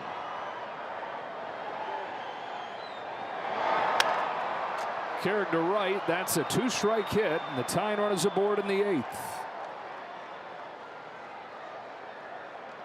Carrick's 5th hit of this series. Right fielder number 2, Tyler Freeman. Went up and away, and yeah, he knows it. Just left it too high. Thought he'd go something off speed. Now this is a guy that's going to put the bat on the ball. We've seen it tonight. Not going to try to do too much. You figure he's going to probably shoot something, or try to shoot something to right center. This is Tyler Freeman, 1 for 3 after 2 hits yesterday.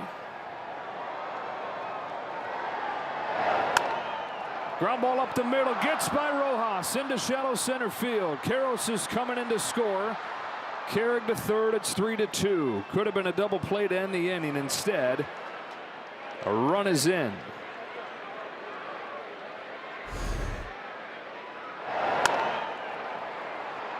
I don't know if the runner got in his way there. I mean, Miggy makes that play all day long. I mean, he was right there with it, had the glove wide open. And that is an E6. And that's the night for Will Klein. The left-handed batting Jake McCarthy's coming up, and Jack Dreyer's going to come in for him.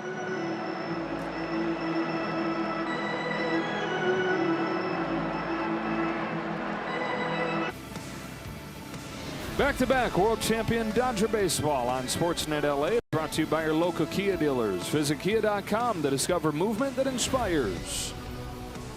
Rockies have cut it to 3-2 here in the top of the 8th. Jack Dreyer comes on to pitch. Lefty-lefty against Jake McCarthy.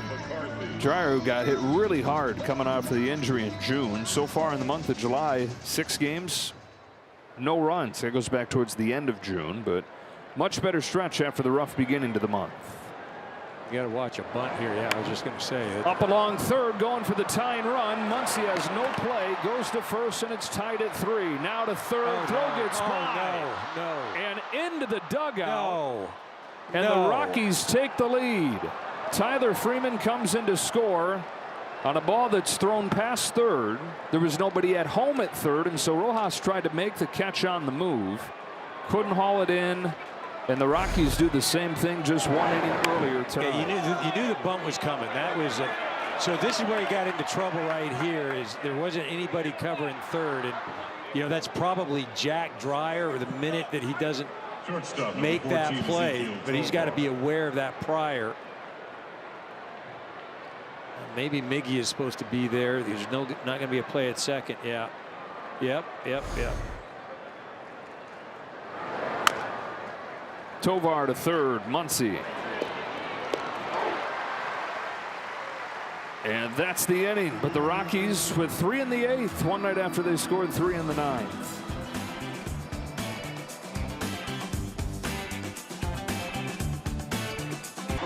Take a look at the way the Dodgers defended this bunt situation here.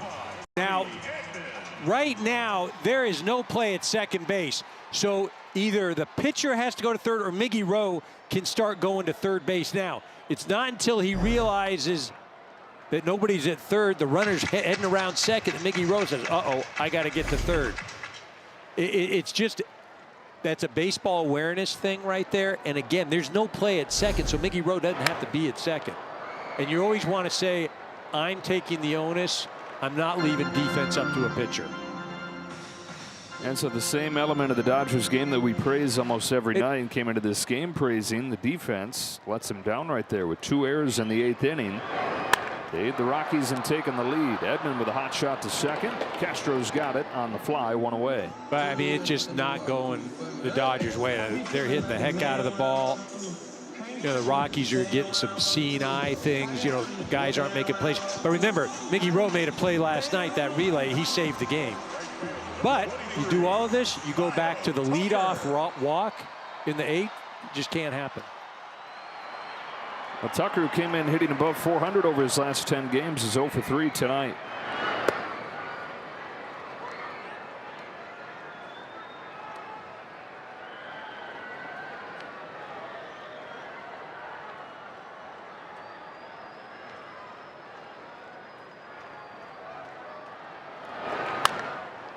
Chopper, Rumfield. 2 out. When this game wraps up, we've got Access Sportsnet Dodgers presented by Mercury Insurance as Jerry and Nomar join John out on the set.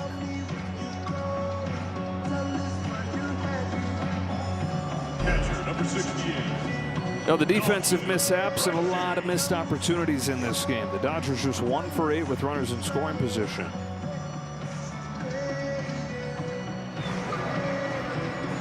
Evan Phillips getting ready for his return from Tommy John.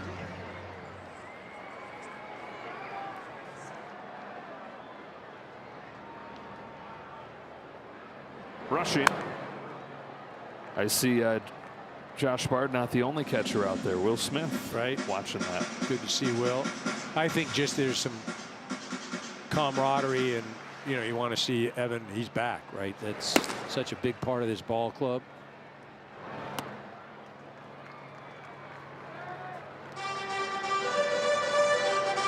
Love to see him get back too. Yeah, right? I mean, it's that's taken much longer than anybody thought it would. Even Will was thinking it was going to be a couple weeks, but not close.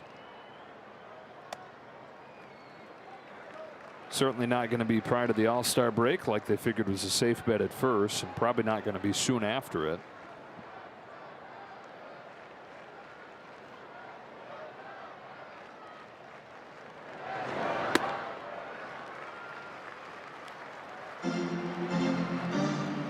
Three balls and a strike on Rushing.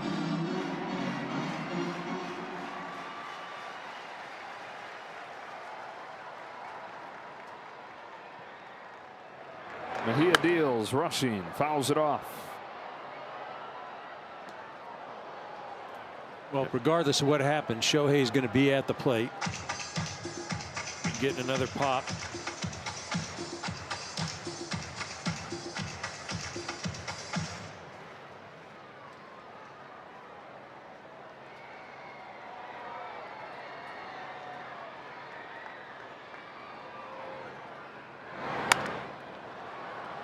Got in on him, bounces second for Castro, and Juan Mejia with a couple scoreless innings out of the Rockies pen.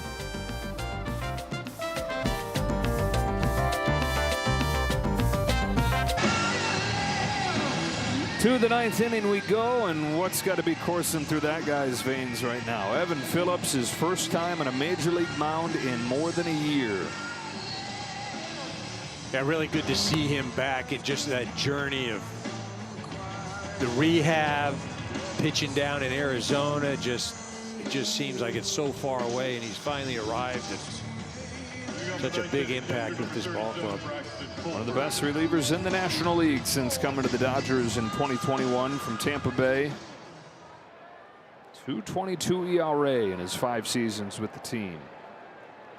Fulford to lead off. 8-9-1 for the Rockies. First pitch from Phillips. A slider for a strike.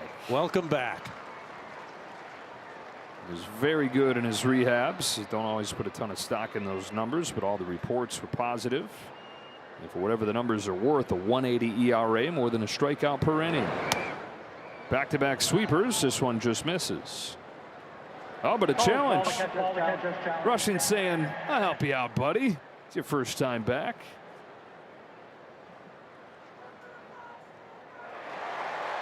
Strike. Los Angeles has 2 down. Yeah, and it was right. 0-2. Good job by Rush there.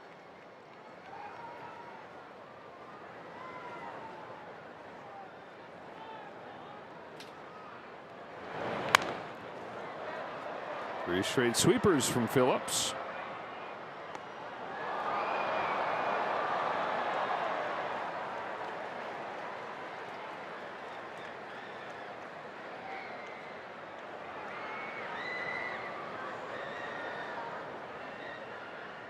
Tries it again on 0-2, and a fastball speeds by him at 97, and Phillips strikes out his first batter in his return. So good to see. That first pitch, that sweeper had that break that we'd been accustomed to during those elite years he had, and then 97 with the fastball. Sigh of relief. Still got it. Moniak, who's 2 for 3.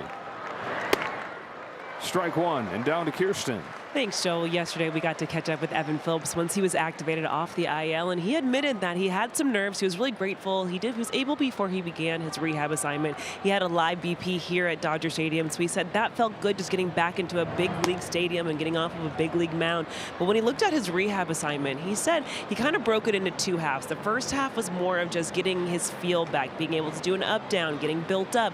But that second half is when he was really able to dial into his pitch mix and getting the shape of his pitches. And he said that he feels that where his elbow is at right now is similar to how he felt before he had the surgery, guys. Well, his velocity prior to the surgery last season was 95.5, and the fastball on that strikeout 97 plus.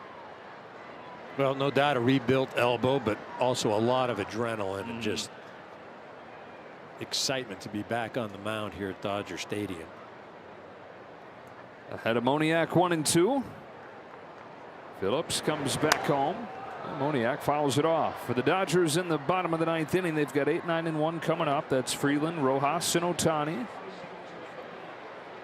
Romano gets ready. Mookie Betts, Tasker Hernandez, both available off of the bench tonight.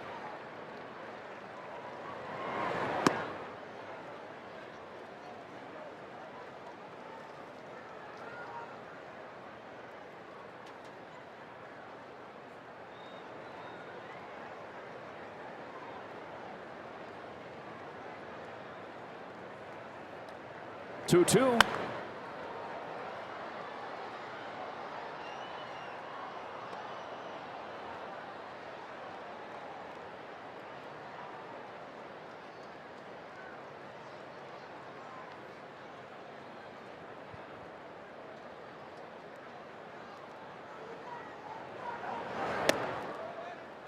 Goes full on Moniak.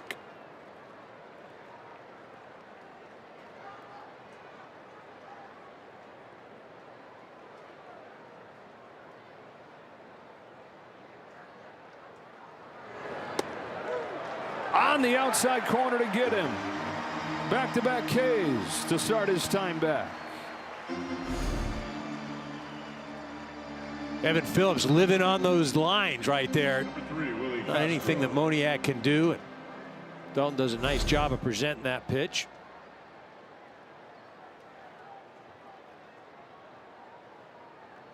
So 2 strikeouts to the first 2 hitters. Evan Phillips' first game since last May. Now it's Willie Castro. Fouls off his first toss. Castro already 3 Ks on his line tonight. Obleski had 9 Ks. Now these 2 from Phillips. 11 total for Dodger pitching.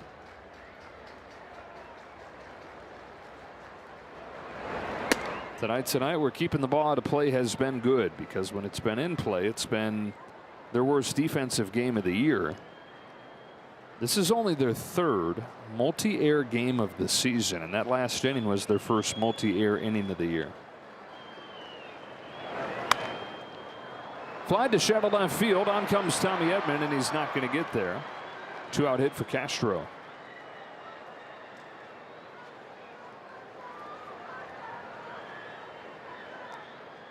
.68 miles an hour off the bat. Really a good pitch by Phillips. You just don't want to let things escalate here. And he kept alive for Karros.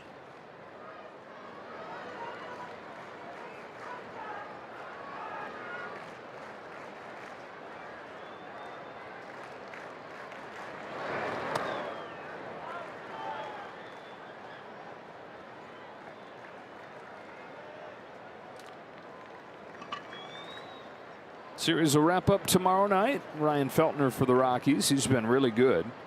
Roki Sasaki for the Dodgers. 7-10 first pitch. 1-0 pitch from Phillips after a toss over.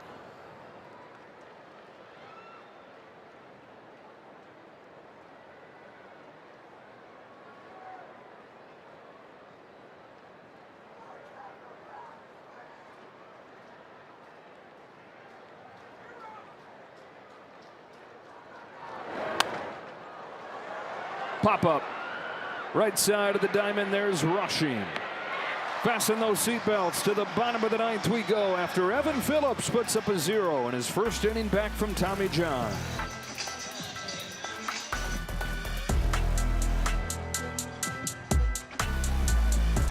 One of the newest Rockies right here. Jordan Romano is on looking for the save. It's his 3rd game for the Rockies. Started this season with the Angels. They released him. Rockies picked him up and sent him to AAA for a little bit of work. This is a guy who was one of the best relievers in the American League for years. From 2020 to 2023, he had a 2.29 ERA with the Toronto Blue Jays. Was an all-star closer twice. But over the last 3 seasons, a 7.87 going from the Phillies to the Angels and now the Rockies.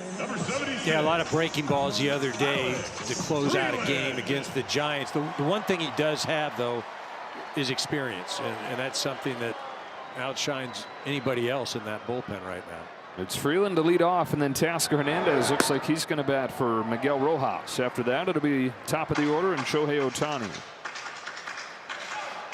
Dodgers led this game 3-1. Rockies getting 3 in the 8th. Similar story, similar ride to last night's game. Dodgers hoping for the same kind of finish. 1 ball, 1 strike on Freeland. 2 for 3 today. First multi-hit game for Alex in a couple weeks.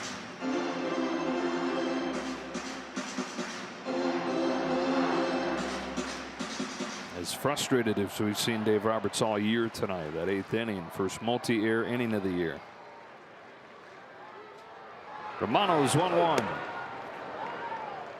challenge coming. About time from Braxton Fulford, who's been very passive on pitches on the corners tonight. I mean, you can't take him with you. I mean, as a catcher to even question that, right?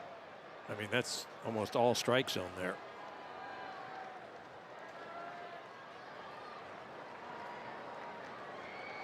So it's 1-2. Romano comes home, and the dirt almost hit him. I mean, if Alex should do that over again, he would not want to move. The thing bounced and had shin written all over it.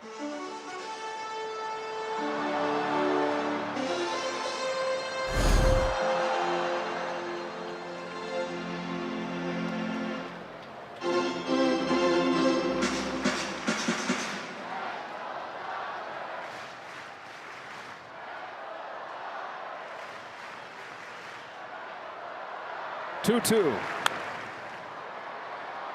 Gonna reach the seats. Stays alive. I mean, just one of these two hitters ahead of Shohei have to get on. So it doesn't guarantee that Shohei will be pitched to, but certainly a lot greater if there's 2 outs, nobody on.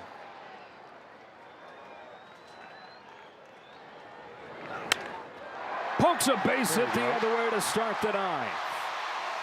3-hit game for Alex Freeland. None bigger than that one.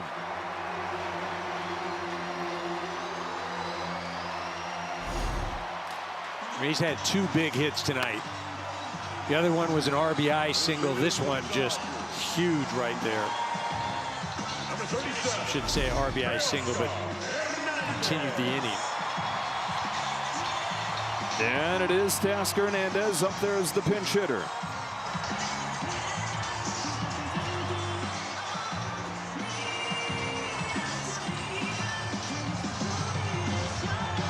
Ohtani waits on deck. Hernandez getting his chance off of the bench.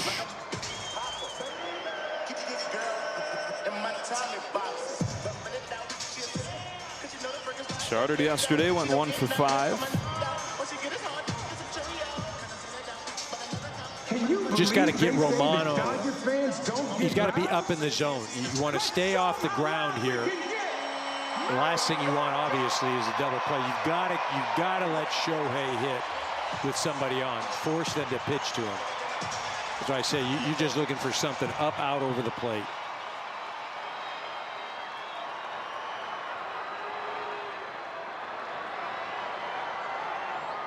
First pitch. Outside, ball 1. I mean, they're going to stay away the entire at-bat. You got to hope he makes a mistake. Gets some plate and leaves it up. Hernandez 4 for 27 since coming off of the injured list. There goes Freeland. Throw down is not in time, and the tying run is in scoring position.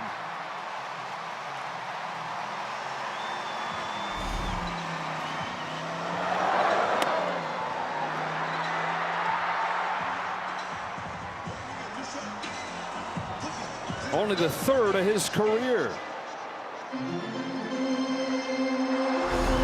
Good aggressive play. Romano so focused on the hitter. Base hit could tie the ball game. Home run wins the ball game. Romano to Hernandez. Ball 2. Ohtani looms. To remind you from last night, the outfield arms in left field not good, center field really good, right field average.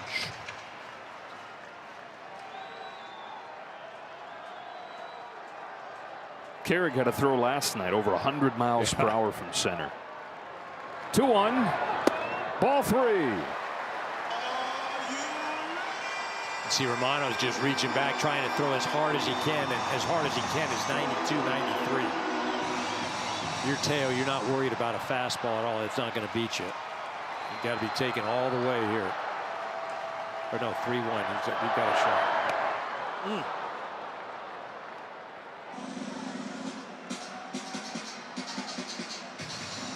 With the fastball not showing much of anything, breaks off a good slider right there. 3 balls and 2 strikes on Teoscar Hernandez. I mean, you got to guess breaking ball here, right? I mean, you're not going to get beat by the fastball. You shouldn't. 2 years since his last walk-off. It was a breaking ball. It wasn't close. First and second, nobody out, and here comes Shohei Ohtani.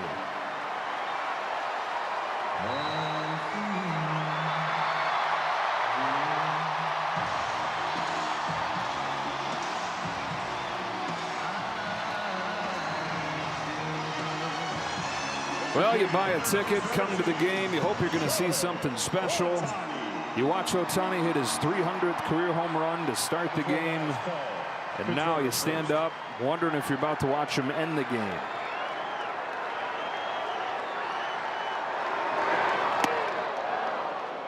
Strike one.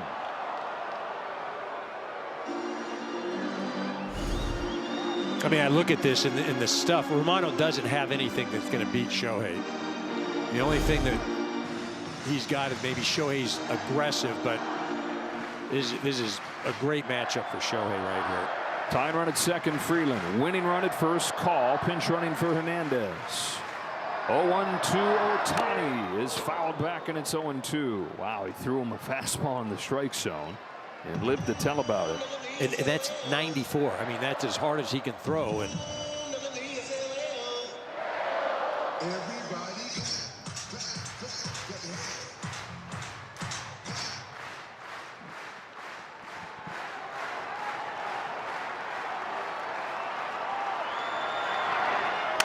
breaks his bat. Infield fly. Wow, if you had that. And no way did I have that on the bingo card, right?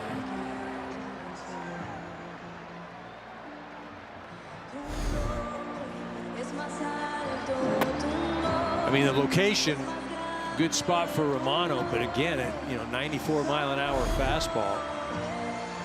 I've seen Shohei destroy that.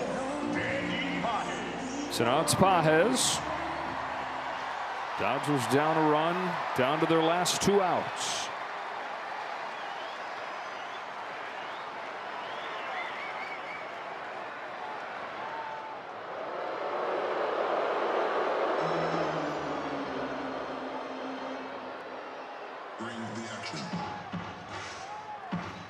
Pages 6th in the major leagues and runs batted in.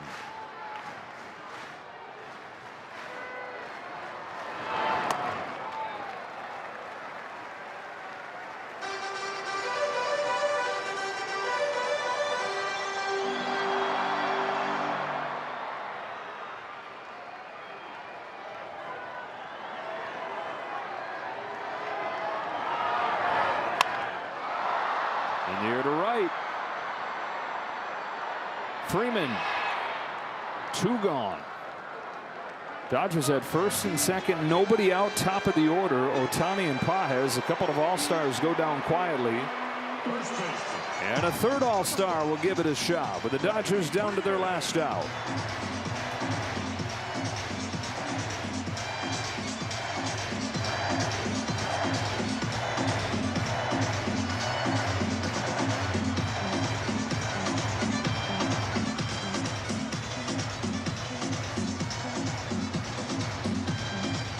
Pretty quick visit there. Looked like Romano sent him back and said, let's go.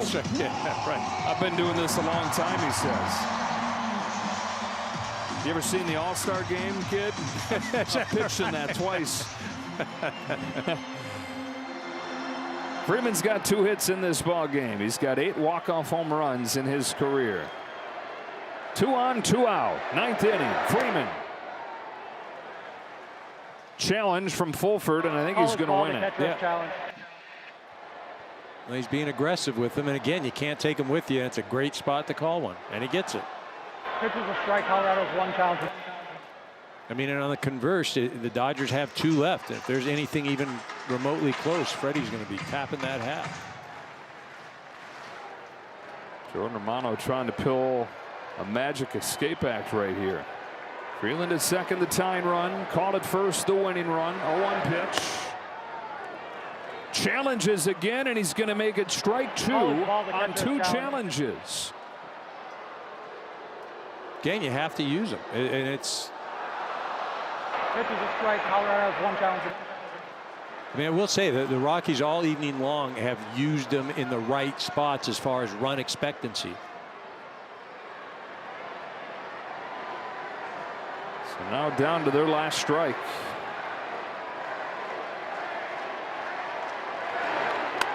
Freeman shoots it foul. So good by Freddie. 97.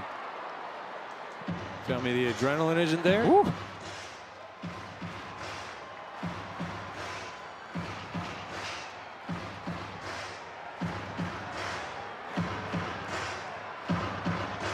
.332 career average with runners in scoring position. And that's what you're dealing with.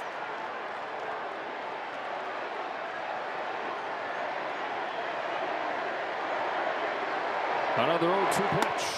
Lays off. Bottom of the order set it up for the Dodgers. First and second, nobody out. And now a third All-Star. Open the third time's the charm.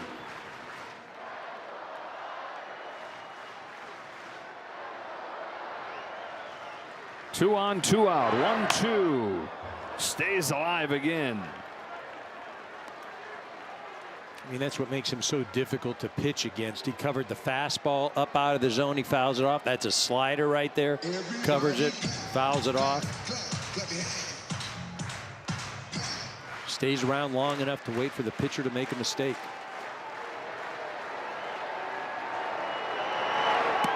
Swings and misses, and Romano gets out of this with the save. Dodgers in their worst defensive inning of the season give up 3 runs in the top of the 8th and fall 4-3. I mean, that defensive inning is what people are going to focus on, but Dodgers had a lot of opportunities to blow this thing wide open. You know, they're going to look back on this game and, you know, there were a lot of missed opportunities, but it's one game. You know, you flush it, you're like, ah, man, that wasn't our thing. Come back and win a series tomorrow. It'll be Roki Sasaki taking the ball for the Dodgers tomorrow against Colorado's Ryan Feltner. For Eric Karros, Kirsten Watson, and the rest of our crew, Joe Davis saying so long from Dodger Stadium. Stay tuned for Access Sportsnet Dodgers, and we'll talk to you again tomorrow night.